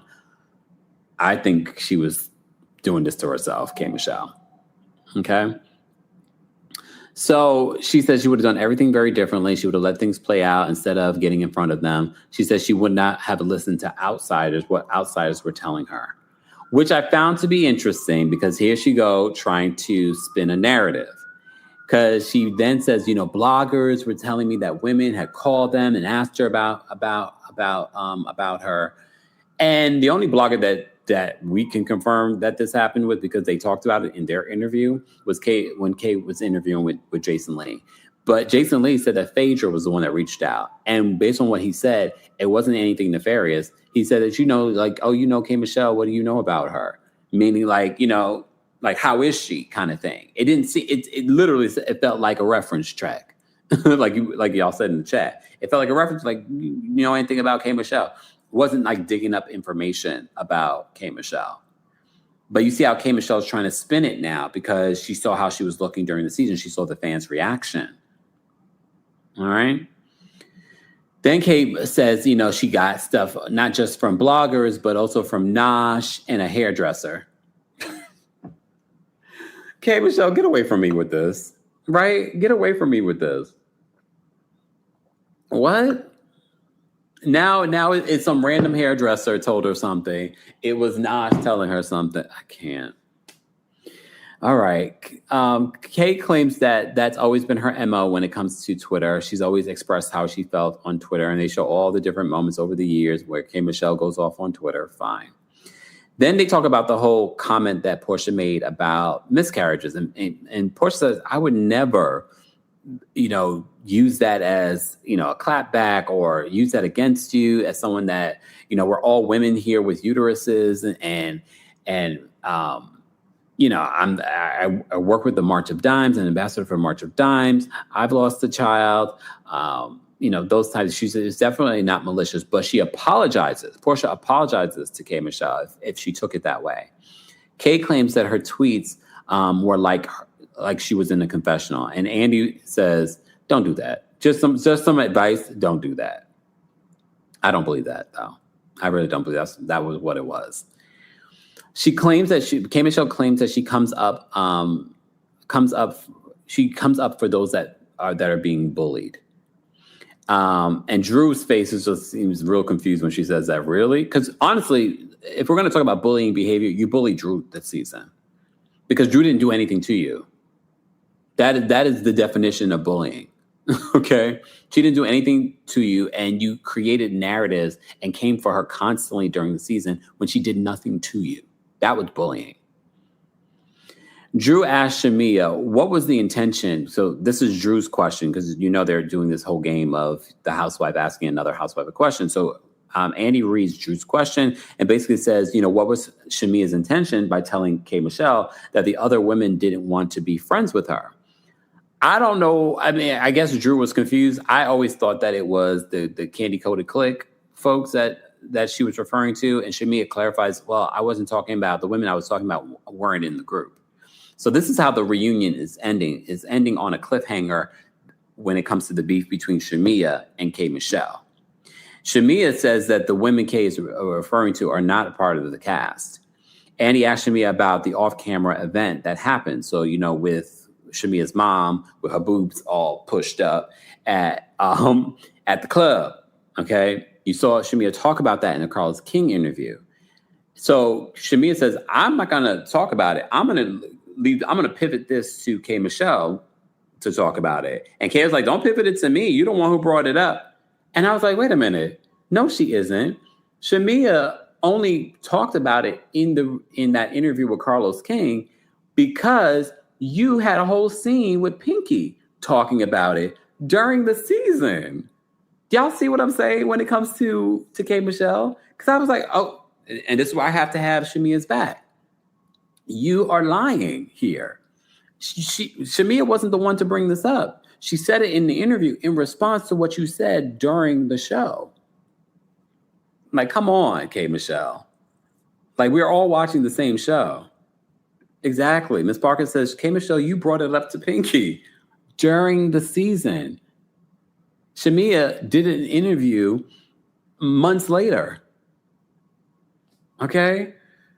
I can't. I can't wear it. Miss Mellon Magic, thank you for the super chat and for being a member. Miss Mellon says, as a former fan of Kay, her victim complex turned me off. She causes most issues she has had with women. Plus, she brought The Walking Dead to our TV screen. I knew something was coming from it, from Miss Mellon Magic. I just knew something was coming that was going to be shady. He's talking about Dr. Caston. Leave Dr. Caston alone. He's just here to support his friend from high school. Let's leave I feel like we should just leave Dr. Caston alone. He's just here to support his friend that he married for the show. Let's not make fun of Dr. Caston. You know what I mean? He's just here to support his delusional friend. Exactly. So it said, go home, Roger. Go home, Roger. Excuse me, y'all. If you're just joining us, this is our weekly recap of the Real Housewives of Atlanta season 17 reunion. Is 3 parts. We only have 2 more parts to recap, and then the Real Housewives of Atlanta is over. Can you believe that? It felt like a long season, though. I'm ready for it to wrap it up. But if you had to rate the season from 1 to 10, not just the reunion, if you had to rate the season overall, how would you rate it? I probably would give it a 6 too. You know what I mean? Because I felt like it was a decent season, but I feel like there was some stuff that we didn't need to focus on. It didn't need to happen. You know what I mean? What did I say? Oh, yeah, I mean, I was shady too. Oh, you want to know where my cup is from? This is from West Elm.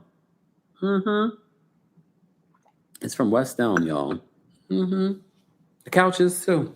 Look, the couches too. The couches too.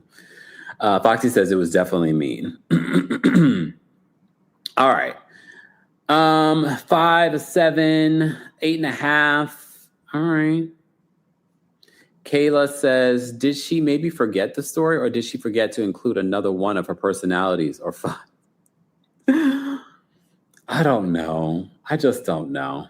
All right. I dropped the call-in link for members of the channel, and I'm going to drop it now. Oh, did I not? I did not. No wonder no one's backstage. I'm sorry, y'all. I'm dealing with a lot, all right? I don't have as many screens as before right now. I'm still working on the studio, so I just dropped the call-in link for Royal Court members and Senior Royals. Team Empire members, I'll drop the call link for you guys in a moment. You guys will get, well, depending on how many people are backstage, you'll probably get 30 seconds. Live chat, once we get to a certain amount of likes, I'll drop the call link for the general audience as well. Be sure to like the video if you're part of the replay crew. Be sure to let us know your thoughts and opinions. All right. Today is also brought to you by our friends over at RHOA. This episode is sponsored by RHOA. Let's talk about GLP-1 medications for a second, because I feel like most people rule themselves out before they even look into it. They assume it's going to cost a fortune or that insurance definitely won't cover it. So why bother checking? But that assumption alone keeps a lot of people from ever exploring treatment that could actually work for them. Here's the thing. RHOA is built to help you find the lowest cost path to FDA-approved GLP-1 medication, whether that's through your insurance or a cash pay option. They've got a free insurance checker tool. You just submit your insurance card, and a few days later, you get a full report showing exactly which GLP-1 medications are covered and whether you need prior authorization. No phone calls, no waiting on hold, and you don't even have to be a RHOA member to get that report. Just know that the checker covers GLP-1 injections specifically. And if you don't have coverage or no insurance at all, that's not the end of the road. RHOA also offers discounted FDA-approved cash pay options, including GLP-1 pills and injections that ship right to your door. If I were exploring GLP-1 treatment for myself, and some of my friends have actually used this as an option, RHOA is where I start. Over 1.5 million people have already trusted them on their weight loss journey. And once you're a member, you've got a provider on demand for whatever questions come up. Go to rho.co/Kempire to see if you qualify. That's ro.co/Kempire to get started on RHOA. For side effects of GLP-1 medications, including box warning, go to rho.co/safety. More information on RHOA will be available in the description. Shout out to everyone joining us today. You guys are really loving my sunglasses. Someone that said I look very uncle-ish. I don't know if that's an insult. But I am an uncle. I am an uncle of many, many nieces and nephews. No children of mine. Okay. Mm-hmm. Okay. Let me see what you're saying. Oh, hold on. Wait a second, Jess. Oh, what did Jess just say? Jess says, I don't think I'm built for corporate life long term. Honestly, watching Kemp makes me want to find my thing and dip. You should. If that's, I mean, there's nothing wrong with a 9-to-5. They were trying to drag a 9-to-5. One of these content creators trying to drag a 9-to-5, but that 9-to-5 took care of me for a long time while I was trying to pursue my dream. Just saying. So shout out to all the 9-to-5ers. Just saying that insurance is good. Okay. The one thing you have to worry about, because working for myself and dealing with insurance, it's a little bit different versus when you get insurance from your corporate job.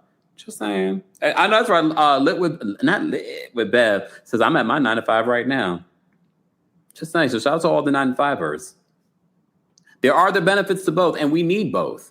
You know what I mean? We need people pursuing because I'm an avid believer. Like, not everyone needs to become a reality TV star. Not everyone needs to become a singer. Not everyone needs to become a basketball star. We still need people in corporate America holding things down in HR. We still need our firefighters. We still need our police officers. We still need our accountants. We still need professionals. We still need our nurses. We still need our doctors. This is why I'm such a big advocate. Like, yes, I'd love for you guys to, because I think some people want to get into content creation or being a YouTuber because you think it's this fabulous life and da-da-da-da-da-da. Yeah, it's not for everyone. You know what I mean? And I'm not just saying it's not a fun job, but it's not for everyone. We still need people to go do other things. You know what I mean? We still need people to be passionate about other things. I think some people want to get into this because they think, oh, we're going to make a lot of money. I can make my own schedule. I work more now than I did with my other job. And I used to work a lot of days with my other job. I work around the clock. Y'all see it last night. I know me watching a show with you guys feels like, oh, we're watching a show together. It's fun. It's work. Okay, I got to plot and plan and promote.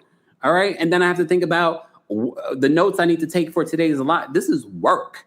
All right. Yes, I have a good time with it. I'm also very good at it.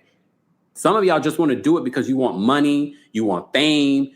Some of y'all want to do it for I'm not saying this to the person that just said this. What I'm just saying, you got to be realistic. Are you doing this because you're passionate about it? Or are you doing this because you want fame, you want money? And mind you, you think that's what it is. You think that it's fame. You think there's a lot of money. Everything that I have, all right, because some of y'all were like, oh, all the commercials pay. No, all of what I have is because I worked for it. All right, including to be able to work for myself. I worked for it. Kempire Radio was in existence for a good 10 plus years before more than that, maybe like 12, 13, 15 years before I started working for myself. Just keep that in mind. All right, I didn't mean to go on a tangent. JB says, in my needy voice, I work. But I also want to encourage young people, especially because everyone wants to be a content creator. Everybody wants to be an influencer. They think it's this fabulous life. You literally just saw it was that content creator, Jules, talking about how she can't, have a 9 to 5, but she got rotting teeth and stuff like that. Just saying, there's more to life, y'all. I encourage people to become doctors. I encourage them to be passionate about becoming doctors or lawyers or accountants because we need all of that. If everybody's a content creator, who's gonna help me if I have a lawsuit? Who's gonna help me if I'm not feeling well? Is there something wrong with my eye? That's when I see my DR periods or my nurse practitioners or my nurses. I come from a long line of nurses. I'm like, come on, I encourage it. Look, I encourage it. Look, but if you're passionate about doing this, then you're gonna do the work. Just saying. Hey, Jermaine. Jermaine said you like my shades. Hey, Jermaine. Yeah, rotting teeth. Come on now. Shout out to the dentist and the dental hygienist. I love my dental hygienist. If she told me I'm quitting my job to become a content creator, I'm like, well, good for you. Who won't take care of these teeth? Okay, who gonna take care of these teeth? All right, y'all. I dropped the call and link for the general audience. And for the did I not? I know I did. Ain't nobody backstage. I know I did. I'm gonna drop it for the Team Kempire member. Are you guys not members anymore? What is going on? How many likes do we have for the general audience? Because no one's backstage. I'm actually really shocked. Are you guys that bored with the season? Wow. We ain't got nobody backstage. Well, I just dropped it for Team Kempire members and up. Let me say thank you because we do have some super chats. So shout out to those of you that send in super chats, Venmos, Cash Apps that have become our Patreon baddies. Shout out to our Patreon baddies. We are having a good old time on Patreon. We are having a good old time. You can scan your QR code or go to patreon.com/thekempire. I just feel like you don't hear me promoting nothing. You don't hear the ads. We're having a good old time. And as you know, I moved. I'm going to be doing a little bit of a closet makeover. I'm going to share that on Patreon. So stay tuned. We share a lot and we spill a lot on Patreon. Okay, we really, really, really, really do. So join us on Patreon. That's where we had our watch party last night. But I also go live there. I also do some free lives there too. So still follow, even if you I get it. Time's a horde. Follow there anyway because I do a lot more stuff there versus TikTok because TikTok is weird lately. And not with the press of it all. I'm not shocked. They let press go on for how long they did, but then I say the wrong word or tell you to go follow me somewhere else and they're restricting my live. Yet you let that go on for like 30 plus minutes. Okay. So that's why I'm on Patreon. Follow me on Patreon, guys, if you haven't followed me already. Don't forget, we also have a live show happening September 25th at the Green Room 42. Live stream tickets are available. But if you are in the New York City tri-state area or will be or want to be, go get your tickets for that. All right, scan the QR code or head on over to Kempire After Dark live.com/NYC. That's Kempire After Dark live.com/NYC or scan the QR code. And speaking of Patreon, we are bringing our book review. I'm just working on the final parts of the book review. The book review is done for Brandy's memoir Phases. I had a good time talking about this book. So you guys have had plenty of time to read the book or listen to the book on Audible. And I look forward to hearing your thoughts and opinions. That will be coming exclusively to Patreon. We might post portions here on YouTube, but the full review will be on Patreon. All right, so join our Patreon today. All right. Live chat. Lord, we only got one person backstage that wants to talk about the Real Housewives of Atlanta reunion. I am truly shocked. Are people busy today? Is it a holiday? Look, is it a holiday? What's going on? What is happening? This is very unusual. Did the link not go through? Oh, let me just say thank you. You had quite a few super chats. And again, I appreciate all the super chats and all the members. Miss Melvin, I think everyone's at work. That must be it. They're going to be mad later. Jesse says, you've been hit with a smooth criminal. Sorry. And it is Monday, too. Shout out to everyone. I thought people had lunch, though. Lord. Okay, fine. Johnny, thank you so much for the super chat. Johnny says, I'm not ready to leave zombie casting alone. I'm very confused by their marriage, open, close, or don't ask, don't tell. There's no confusion there, y'all. It is a marriage of convenience for the show. Just saying. Tears of Joy, thank you for being a member for 18 months. Says, I respect entrepreneurs, but I appreciate my salary. I know that's right. Billie Jean Blast, thank you for being a member for 40 months, working my federal 9 to 5. We appreciate you. We really appreciate you. Jess Y says, I want to be a full-time freelance journalist. Oh, see, that's different. I love stable check, but white people making working corporate jobs impossible. Well, full-time freelance journalist, that's a little different. So I think you should keep your corporate job until you're able to monetize being a full-time freelance journalist. Because we need real journalists. I'm assuming when you say you're a full-time freelance journalist, I'm assuming you really do have the credentials to be a journalist, to call yourself a journalist, not like Porsha. Hold on. There we go. Brevel Dad, thank you so much for the super chat. I got a shimmy for the $50. Come on, let me shimmy. Let me show a little shimmy. Let me twerk a little bit. Thank you so much for the super chat. The very, very generous super chat. We appreciate your support.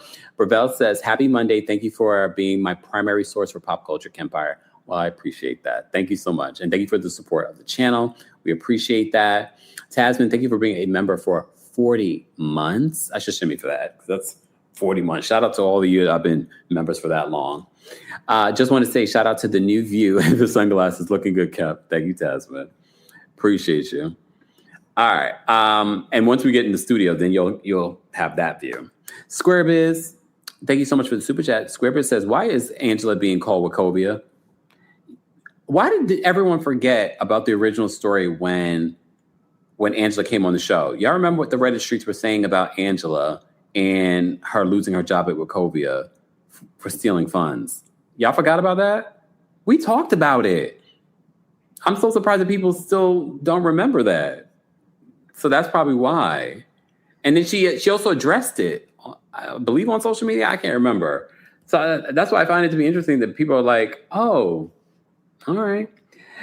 T says, yeah, I definitely forgot. Because everyone has liked, they've enjoyed Angela besides that. All right. Oh, I'm at work says, I don't recall that at all. I got to look to see the video that I did on it, and then I'm going to repost it. All right. Let me drop the call link for the general audience. Guys, keep liking today's video. We have over 2,100 of you watching on YouTube, on Facebook, Twitch, and Twitter. We appreciate you guys as well. But replay crew, because I get it. You guys are at work. All right. And I know you're probably like, damn, Kempire, I missed the call in. It's okay. I got a couple people backstage that want to share their thoughts on Real Housewives of Atlanta. I'm going to give them a moment because we ain't got nobody backstage. It's going to be perfect for y'all. Y'all lucked out until we get a line backstage. All right. Patricia says, I remember Kempire. I was like, don't people remember this? But okay, fine. Shout out to Alexander Rogers. Alexander brought it up during the Pop Roast live show a couple of weeks ago. Well, it was a couple of weeks. It was last weekend. Oh, have mercy. Time's flying. Y'all know I moved that day and still went out at night. Toot toot. Moved that day and still went out at night. All right. And they did a great job. So shout out to C Diggy One and Alexander Rogers. All right. Let's bring up some call. Oh, damn. See, now everybody's backstage. Oh, no. Y'all not going to be able to just willy-nilly. Where my timer at? I got my timer right here. All right. Lumka and Nisha, I'm going to let y'all speak because y'all were standing backstage for the longest while everybody was just trying to get their lives together. Okay. Let me bring up Lumka first. Oh, first of all, keep in mind the opinions of the callers do not represent the opinions of myself, the Kempire LLC, or our sponsors. Everything that they say is alleged and of their own opinion. Okay. And they're calling in of their own free will. I didn't tell them to call in. They called in. Okay. All right. Lumka, we're going to bring up first. Lumka, what's going on? Hi, Kempire. Can you hear me? Yes. Can you hear me? Yes. I'm a first-time caller from South Africa. So Hey. I'm so excited. How are you? I'm good, thank you. I must say, I really enjoyed the part one of the reunion. I think the girls actually really brought it. I enjoyed the back and forth between K. Michelle and Porsha. Overall, I think part two is going to be a lot more exciting. But other than that, I'm looking forward to it. So it was really great. Awesome. What time is it in South Africa right now? It's actually 1 minute to 8 p.m. So it's the evening, yeah. Okay. So that's why I was almost first in line because I'm still awake. So it's pretty cool this side. Most definitely. We appreciate you calling in. No problem. Thank Have a great you. day. Thank you. Take You care. too. Bye. I love it. Shout out to South Africa. I got to get to South Africa and do a live show in South Africa. Just saying. All right. Let me bring up Nisha. Nisha, what's going on? Oh my gosh, Kemp, how are you? Oh, well, how are you? You can hear me just fine, right? Yes. Good, because it's been a while, so sorry about that. But I've been in the replay gang. Shout out to everybody. Very good recap. Thank you for addressing the whole Porsha and coming out, because I know sometimes that's a trigger because of Atlanta has always been problematic with that history and that community. They all have been, by the way. All those cities can get it. But I'm happy for her, and I'm glad that she came out. And we just all want the best for all of the girls. And thank you for addressing the whole Drew thing, because Drew is an easy target, and she really is a harmless person. So I'm glad to see that she's shining, and keep her on our screen. I wasn't really a team Drew. I'm not team anybody, but yeah, we all got to root for them. But that's it. I'm going to keep it quick, keep it simple. But thank you so much. Thanks, Nisha. Take care. Bye. Bye. Yeah, I feel like that's what they thought, though. I think people thought that Drew was an easy target, and that's why they came for Drew. But Drew showed them, like, I'm not an easy target, and I do have people that support me in this Bravo universe. Drew held her own. She's definitely earned my respect because, I did not see it for Drew in the early seasons. That's why people think that maybe in future seasons we'll have hope with Shamia. I don't know, y'all. Look, I don't know, y'all. All right, Kayla's backstage. Kayla, what did you want to share about Real Housewives of Atlanta's first part of their reunion for season 17? You're muted, Kayla. Kayla, hold on. Is there another Kayla in the background? No, it's you, Kayla. Where you at? Kayla, can you not hear me? Probably not, because you're still muted. There you go. Kayla? Hello? Can you hear me? Yes, can you hear me? Now I can.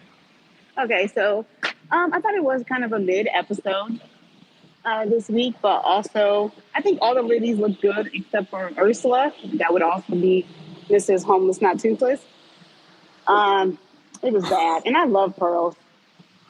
And Ursula is a shout out to the drag queens too. You know what I mean? Mm-hmm. But in real life, she just always knows how to disappoint. She's like a Tinder date, you know? You'd be like, oh, I shouldn't have did this. That's what Bravo's thinking. Oh, we shouldn't have did this with her. But they did. So shout out to Homeless Not Toothless for being the worst dressed there. And but I did think it was kind of mid. But we love Angela and her little chop that she gives to the girls, honey. She said, "Bitch, what is Shamia's house?" She's a resident of Sterling Manor. Like a living one or something, you know? Yeah. But I digress. What do I know? Working my 9 to 5, like Dolly Parton said. So, as an accountant. But you know. I know that's right. Shout out to you, Kayla. I'm just trying to be dip and doing it, but not like how Kelly be dipping and doing it. I am the standard, according to Kelly. So, but you know, you guys have a great day, and thanks. You too, Kayla.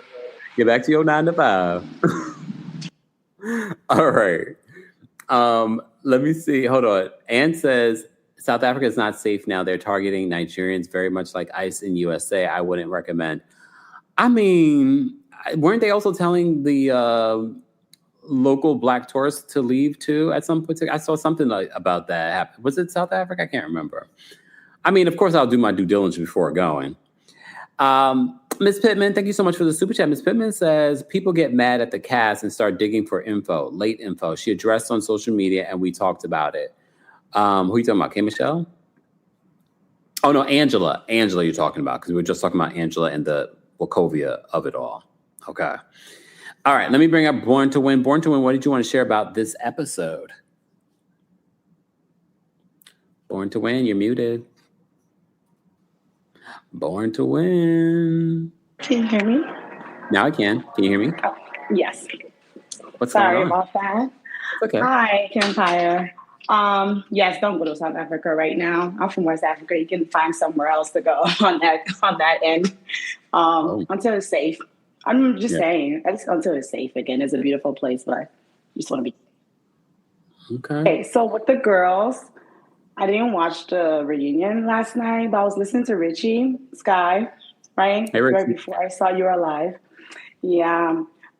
He mentioned something about the whole housing situation, how Porsha, they're coming for Kelly and the whole housing situation, finding out how Drew kind of story ended for her, if they felt bad about that situation, which was a great question, because I'm like, well, truthfully, I don't think they will feel bad because, I just think like they are not really friends like that. I think it's just because they don't like, Kelly. So that's why, it's okay. Okay. Is that it, Born to Win? Yes. Okay. Thanks for calling in. All right.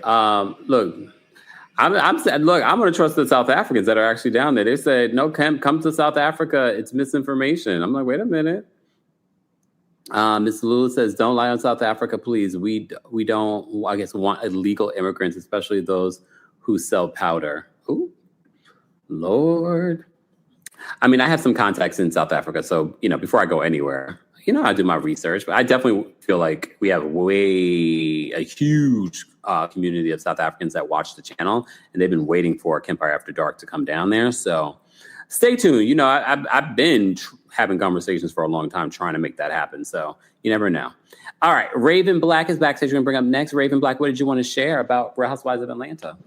Hi, Kempire. Can you hear me? Yes. Can you hear me? Yes. First of all, I always enjoy your your reviews on this. Thank you. Especially this whole season, because you made everything kind of make sense, especially with the K. Michelle and Drew of it all. Thank you. But there's a couple of things I've noticed back in the season. Number one is, especially with Angela and Pinky, I love their back and forth because it reminded me of the season when Karen and Giselle was going back and forth, and Karen brought up the whole sing thing, and people were confused. That's what I thought when Angela was talking about the woman in the basement for Pinky. I was like, that's such a Giselle and Karen moment. Yes. Number two, Shamia, I'm really rooting for her, but I think what happened, in a sense, her and Porsha did destiny swap, because last season when she said, I'm Porsha's friend, and how she inherits her beast, that's what brought that dark cloud over her this season. You decided to take on her beast, so that's where all that energy concentrated to you.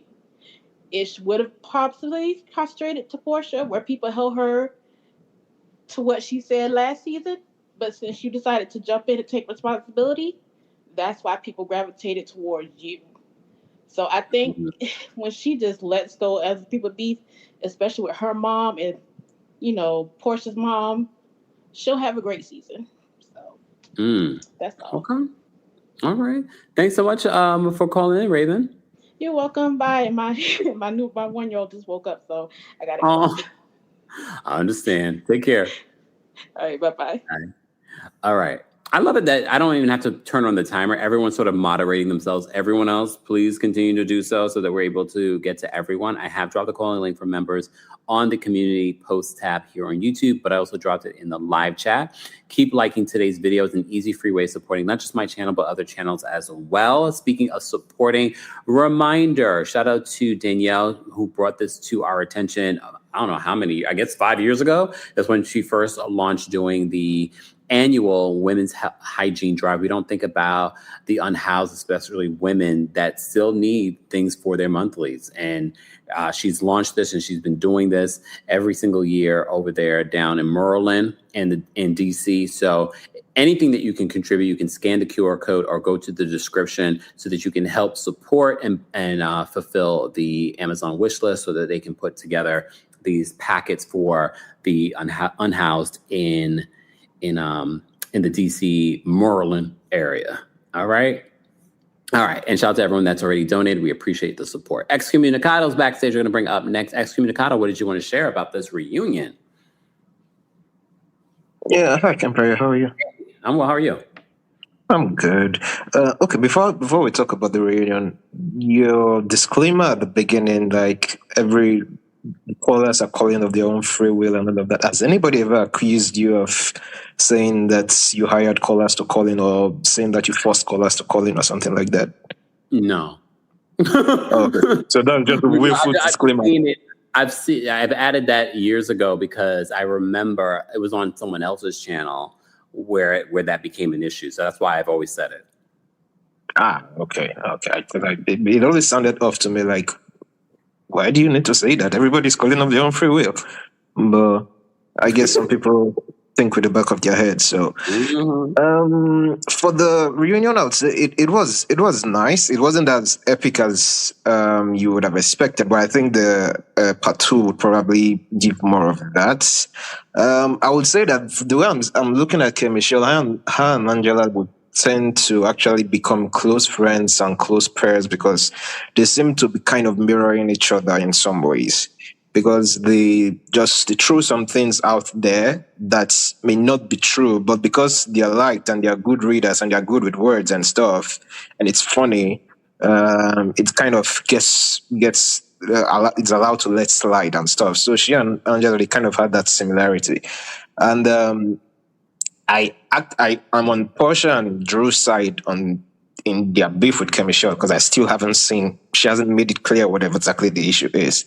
But I did feel like, and I hate to actually say, for me, this reunion, the donkey of the reunion felt like Drew to me. Oh. And I hated that. Yeah, I hated to see that because for me, even look from the previous clips and all, for me, she was the best dressed at the reunion, except for the hair though. So she looked the best to me, and then seeing her with the prop and her coming in immediately and then taking that dig at Kim Michelle about it's not leaking, and I felt that was a bit too far. Yes, you can. I understand that she's been coming for you, and you guys are on warrant, and that you guys have a beef going on. But I feel like that was a bit too far because, yes, you can take digs at someone's body, but this was something that has turned into medical issues and kind of life-threatening and stuff. And I don't know if you saw the way Michelle was talking about. She said that there were some things that she wasn't going to actually go out with Drew at. I think she was referring to the fact that she could have went low with Drew, like Drew did with her there, and probably said something like about her kids, about the whole situation and stuff. Because left for me, if as Drew went that low, it's not leaking. If she had come back and said, okay, yeah, but it's dry enough for me to take my kids to school, it would have been a fair game. And things like that. So she could have gone quite deep with Drew. That's why she said she kept it surface. So I didn't like that from Drew. And then she was also kind of a walking contradiction with a couple of the things that she said. The whole performative, people being performative when we saw you with a horse. And then you came here with like the director's, whatever you came with. And then the body shaming thing. And then the narrative thing that Kelly kind of clocked out. So it just kind of, Drew kind of was just making me feel a bit sad that she looked all so good to be doing all of that. But the spars and all, I feel like Kelly is defending herself and she's owning her own despite how small she is in that group. They came at her, and then Angela trying to insert herself into the beef at that point. I don't know what it is with Angela. She keeps trying to insert herself. But Kelly's actually held her own regardless, and Shamia didn't come to her defense. Nobody on her couch came to her defense, and I kind of noticed that on the other couch, nobody is really coming to chime in on each other's battles. But on the left side, that seemed to be the thing that they're actually taking up, especially Angela is taking up for the others. But oh well and good. So Kelly is defending herself, but I did laugh at the fact that she said, "Oh, I'm glad that you're playing Simon's Bills." That was funny to me. Actually, we have a line now. Oh, you have a line now. Okay. It's fine. No problem. Thank you, but they can call it. Because you've been complaining about people not calling it. Well, they decided to call it after you. Okay. Thank you so much. All right. Have a great day. You too. All right. Yeah. Sometimes people, take a moment. Now we got like 10 people backstage, and I'm like, okay, I gotta go because then I'll be here for like 400 hours. All right. Uniboo is backstage. Uniboo, are you there? Long time no speak. Hey, Kempire. Can you hear me? Yes, can you hear me? Yes, I can. Okay. Just want to do my check. So from my point of view for the reunion, I think it was funny how Kim Michelle came in not liking Phaedra, and as soon as she saw how the white people like Phaedra, and she's like, "Oh, I can use her as my advantage." I feel like Kim Michelle is like a user. If you're not gonna do anything for her useful, she's like not gonna try to be friend with you. And again, she's also a male pick me, what they call it, male identifier. Mm-hmm. Because you mean to tell me you will take the word of a man above you trying to get to know another person? I will never do that. If I'm trying to be friends with someone, I will hear you out. And if I fix the stuff, I'm not gonna go on Twitter and rehash it. She's insecure and she's male identified. And I need her to fix it. Just like Shamia need to go to a therapist, Kim Michelle need to go to a therapist and fix what's inside of her. And what the caller said, I don't think you did anything else, because if you're coming for me for the whole season, I'm going to hurt you no matter what I said. And she didn't bring his into it. We keeping it among ourselves. If she brought it into it, that's going low. But if you keep coming for me all season and I say something, it wasn't a medical thing. She went and got the surgery out of her own self. So whatever you said, it is what it is. We right now we fighting. I can see things about you, as long as I'm not saying things about your kids or your mother, Shamia. Then it's all fair for me. That's all. But I just feel like it was good, but I'm waiting to see what's going on for the next episode. That's all. Thanks, Uniboo. Take care. Sure. All right. Lovely day. It says devices not connected. So I don't know if you need to do something in order to get the devices connected, but I'll give you a moment and bring up Kathy first. Kathy, oh, hold on. It just dropped. There you go. Kathy, there we go. Hi, Kempire. How are you? I'm at the beginning of the show. You got your shades on today. I like them. Thank you. So I didn't like the reunion. I thought it was not a good reunion because it was full of insults. It was insults, the body shaming, and I'm okay. A lot of people's not gonna like me for this one, but okay. I love natural. I love natural, and to hear each of them have a comment, not each of them, but K. Michelle, Drew, talk about bodies. It's like you need to. Your body's not real. It's made up by a doctor. A surgeon did your body. So all the body shaming didn't make no sense. It's like, it was surface level. I couldn't put that is what kind of made me not like the show. It's like you were attacking each other, but you went and made a decision to do surgery because there was a part of you didn't like. So why shame someone else? Right? Like you didn't love your natural appearance, your natural body. So you went to a surgeon. So the surgeon is the one that we need to, give credit to for the work that they have done on your body. I don't know. So that part I didn't like. And I really think that the cast is good. I wouldn't change the cast. I'm still going to say Porsha is a good time, but we really need people there who can stand independently without trying to be on Porsha's side and have to tippy toe around Porsha. You need people who's going to really go a little bit deeper, still have fun, but still talk about important topics and still have fun. Make the show still engaging. To me, it was just a waste of brain cells watching it.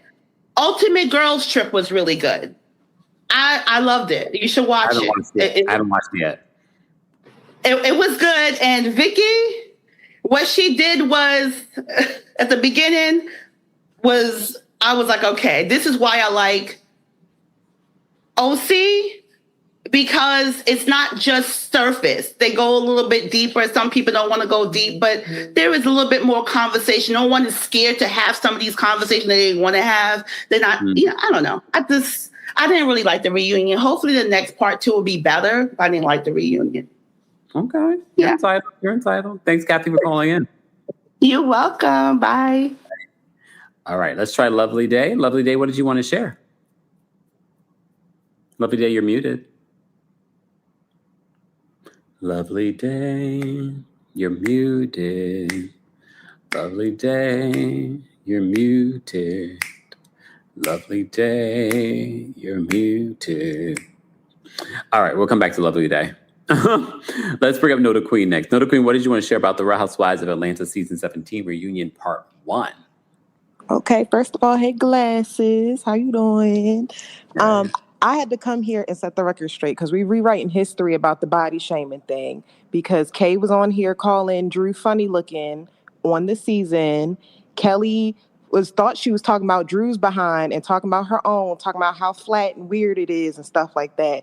Now that we pointing out a stupid, categorically stupid decision Kay made years ago, and everybody knew it was stupid years ago.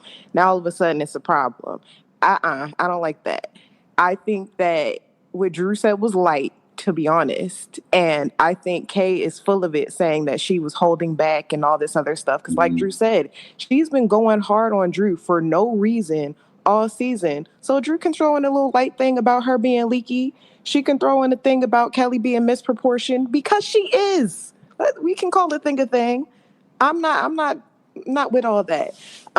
I think Angela was doing too much. I like Angela. She need to chill out. Like I think she was on time for no reason, but she was doing too much. Relax, darling. It's okay. You'll get your moment. But yeah, that's all I had to say for real. Thanks, Nota Queen. Take care. All right, let's try Lovely Day again. Lovely Day, are you there? Lovely Day. I'll drop you down. All right, Carolina's backstage. Carolina, what did you want to share about Real Housewives of Atlanta?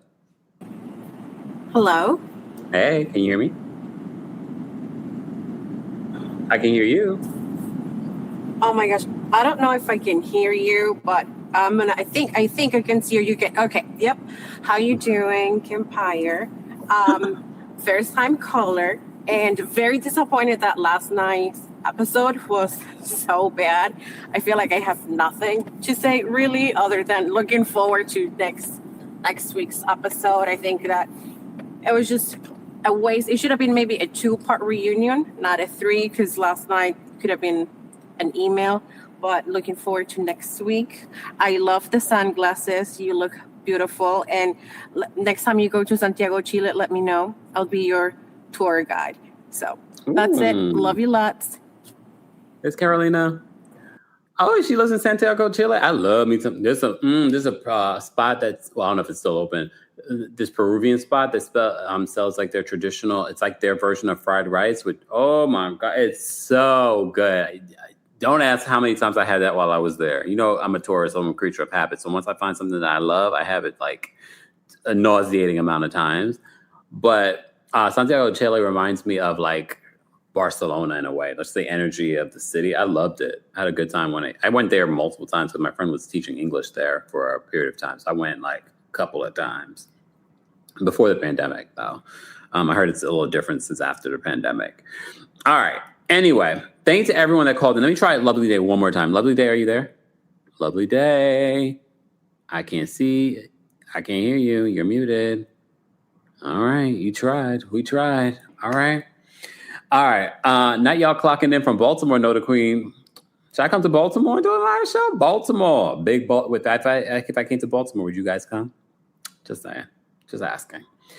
Keep liking today's video, guys, if you haven't already. It's easy, free way of supporting not just my channel, but other channels as well. Also, be sure to check out our sponsors in the description for more details on everything that we promoted today. Ty is backstage. Let me bring up Ty. Ty, what did you want to share? Nothing. But Kempire, I did want to tell you this because you keep saying that you're going to find time to listen to the album. So I'm here to save you some time. Oh. The album isn't out yet. Why do they keep saying that the album was coming out? Well, she's not going to release it until October the 16th. We would have thought that she would have released it on the season finale, but I guess it's not ready yet. Yeah, she just released the single. But they kept on saying it was an album that came out. So that's why I was confused. I thought it was just a single. So I'm all caught up.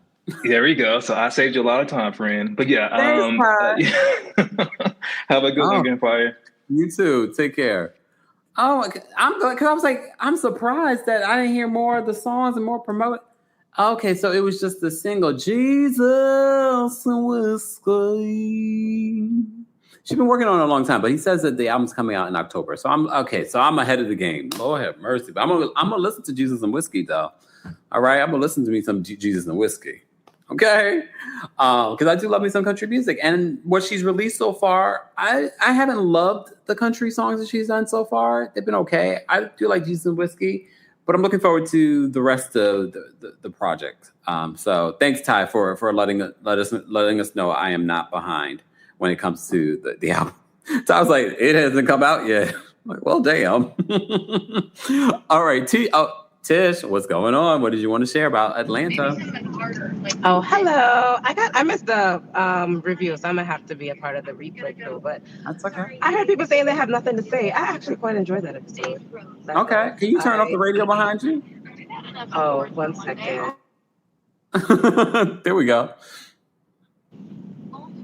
Okay, it should be good now. Yeah.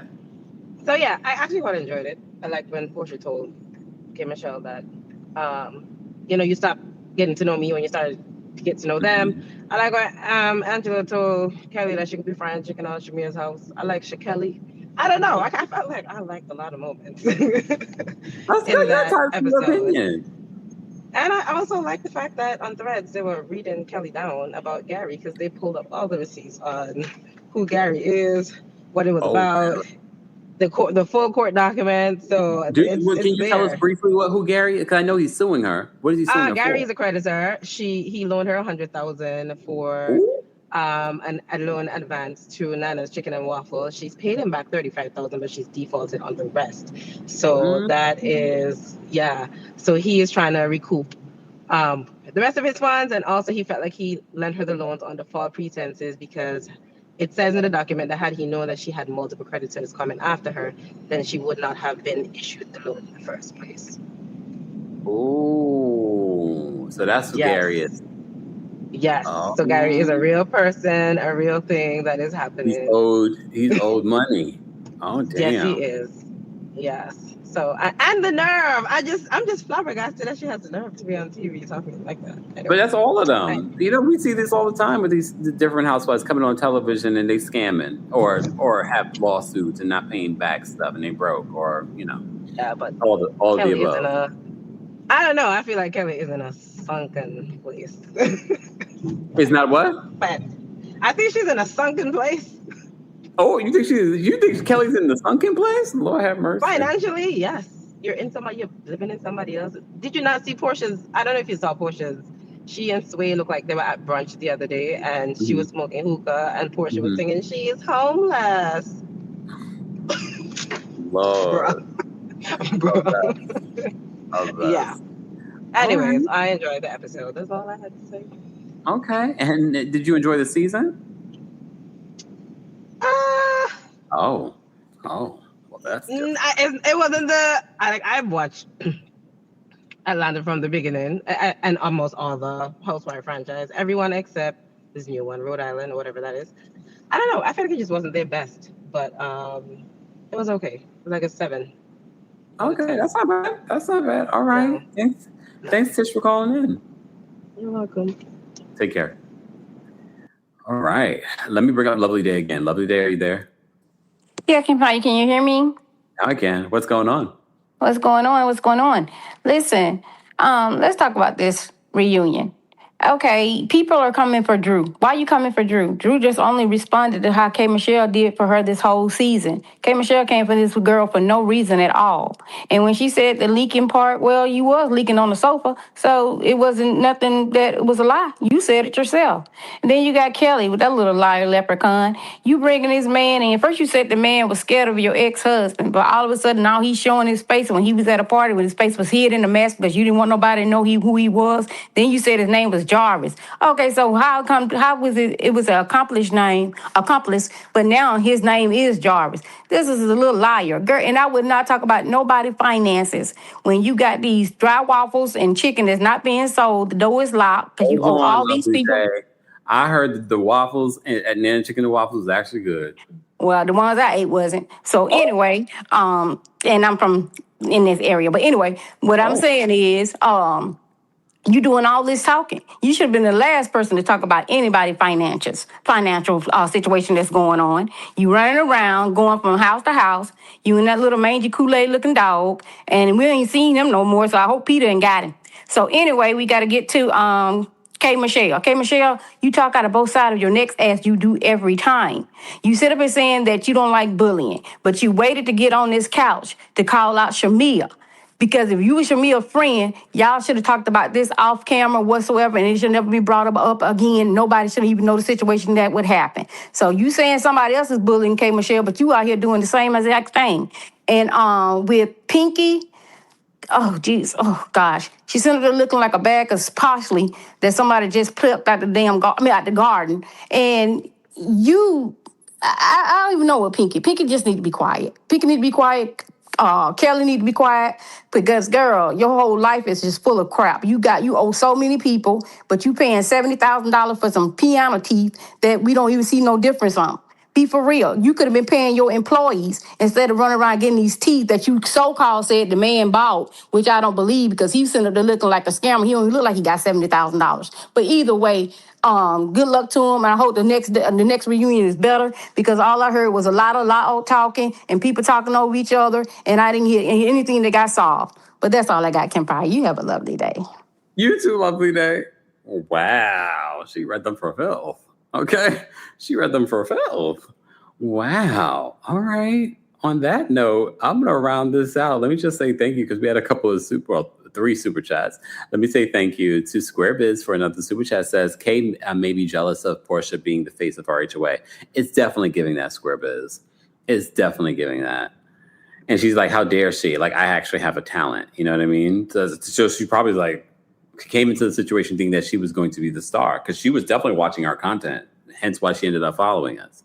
And I said that she could end up being, because she's so legendary over, Love and Hip Hop and reality TV space, I said she could be like the new Nene of Atlanta. I was hopeful, but look, that hope is gone.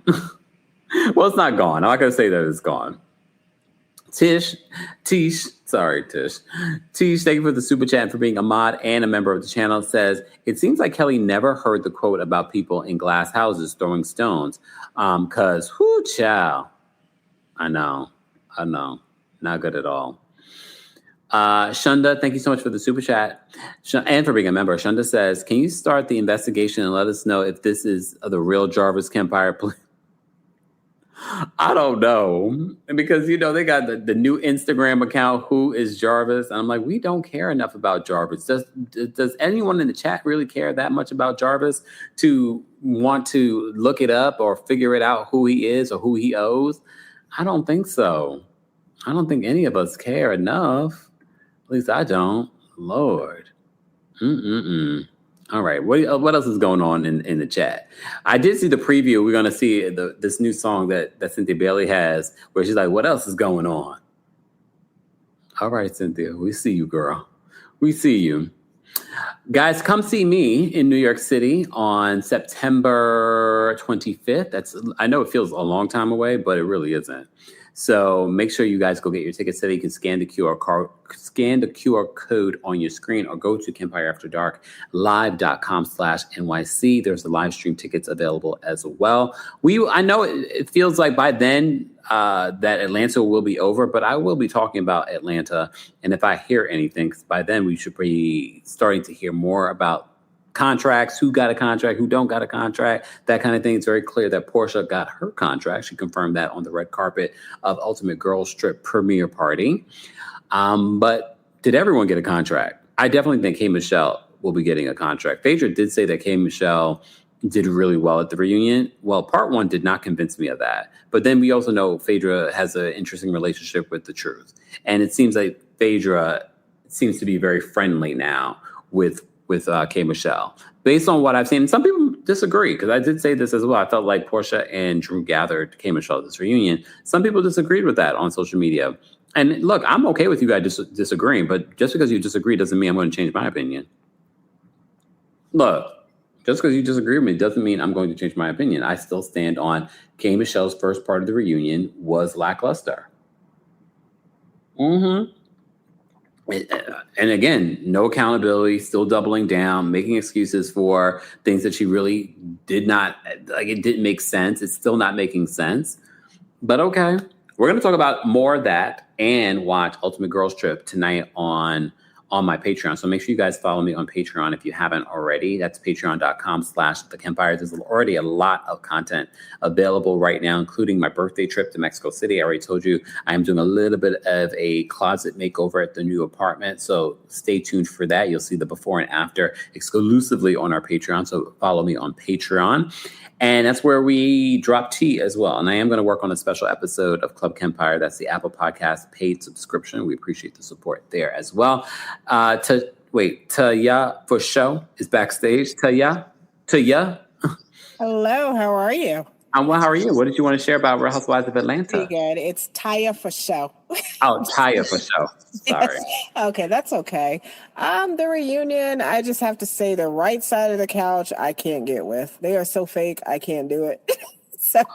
But the left side is good. But I think the reunion, it was a little weird for me this season. It just, I don't know. It's not adding up to, I mean, the season was good, but it's something that's just not right to me about the reunion. It seemed a little fake to me. I don't know why. Yeah, I agree. I started the top of the recap saying that it felt like a parody, the reunion. Yes. And then the looks that Shamia was giving was I don't know, especially when he talked about when she said, I've never been with a woman before, but I kissed one. The look on Porsha's face was priceless. I don't know if anybody noticed that. I mean, because she literally said at the last reunion that she kissed Candy. I kiss Candy in the club. You kiss Candy in the club. She did. And then Kelly, and now I don't know, maybe I'm looking at something different. I think she got more than her boobs done. I don't believe that. Didn't she do stuff to her face? Her face looks very different. Her nose, and maybe not, but her face looks kind of funny. I feel like she's, I mean, and I'm not just talking about the face tune of it all. I've seen older pictures of her. I feel like she definitely, at least, maybe she doesn't consider that work to the body. And I guess I have a question for you. What do you think? Do you think Shamia got a BBL, or did she just slim that waist down? She said that during the reunion that she only slimmed her waist down. She didn't get a BBL. I don't know. I don't know anything about surgeries like that. So, I mean, this definitely looks like she got something done. Yeah, I'm just hoping that the next one is better. You know, because I'm just used to more, but I don't know. There was something off about it. Maybe we'll figure it out on Sunday. We'll see. Thank you so much, Taya, for calling in. Take care. Thank you. Bye-bye. Bye. All right. Shout out to everyone that called in. We appreciate your support. Shout out to everyone in the chat. Make sure you guys give love to our mods. They hold us down. We have thousands of people that come through the live chat and in the comment section. So we appreciate their support. Miss Melon Madge says, baby, that's a BBL and it looks good. I mean, it does look really good. I just don't remember what she looked like before. But she says she's slimmed. I don't understand why they would even lie about it. At this particular point, if you got work done, you got work done. Who cares? Right? Who cares? If anything, at least it's good work. All right. Look, at least it's good work.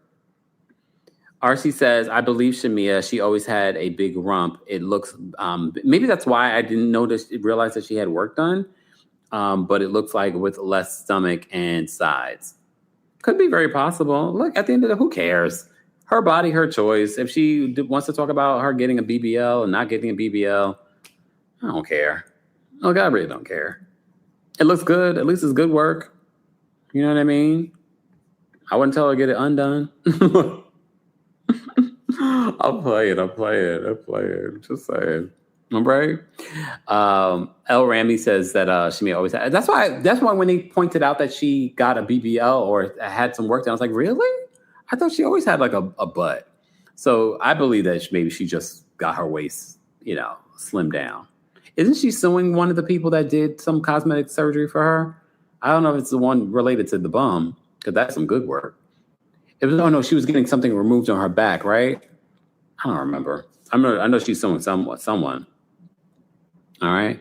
Ms. Miller Badge said it's not leaking, so that's good. You know what? I can't with y'all right now. Thanks to everyone that sent in super chats, Venmos, Cash Apps, any way that you support the channel, even by liking the video, is so greatly appreciated. Or frequenting our sponsors. Shout out to our sponsors today: Vinted, Baskin Lather, MyFitnessPal, RHOA, Factor Meals. All the information on all of your discounts will be available in the description. Again, don't forget, with our MyFitnessPal sponsorship, that's only $68 for premium for the year. And there's so many really great features. We've been highlighting all of the amazing features of MyFitnessPal. So be sure to check that out. Take advantage of our discount code KEMPIRE, all uppercase. That turns out to be $5.66 for the month. That's 19 cents a day. More information on MyFitnessPal and your discount will be available in the description. All right. Thank you again to our King's Guards. Thank you to our subscribers, and thank you to our channel members. Become a member today at teamkempire.com/join. Also, join our mailing list. I meant to send out a mailing list yesterday, but I was live with you guys on Patreon.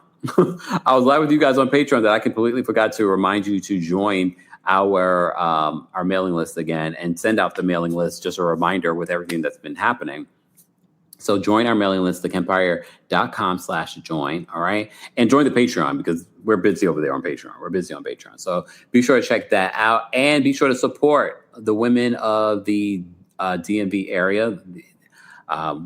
Danielle is helping to raise all of and fulfill the hygiene list that she put together, so that she can put these hygiene packets together for the unhoused in the DMV Maryland area.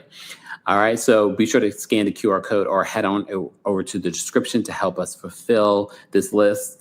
All right, any way you can, buy one thing, anything you can do, or share the list. I always tell you guys, sharing the list also helps us fulfill the wish list. Okay. All right. Thank you to everyone that's already donated during this live or will donate. All right. We appreciate the support. Hope you guys have a great rest of your afternoon. I got a couple of emails I need to send and things to do. All right. But I'm also going to go put a heating pad on this side. All right. I'll see you all in the next one. Thank you all for being here. Thank you to everyone that called in. Thank you to everyone that sent in super chats. We appreciate the support. Thank you to everyone that's already liked the video. If you haven't liked the video, like it now. I'll give you a moment. Did you like? You did? Okay. All right, y'all. See y'all in the next one. Thanks for tuning in to Kempire, the king of pop culture. Don't forget to give us a 5-star rating on Apple Podcasts and on Spotify. And for everything Kempire, head on over to thekempire.com.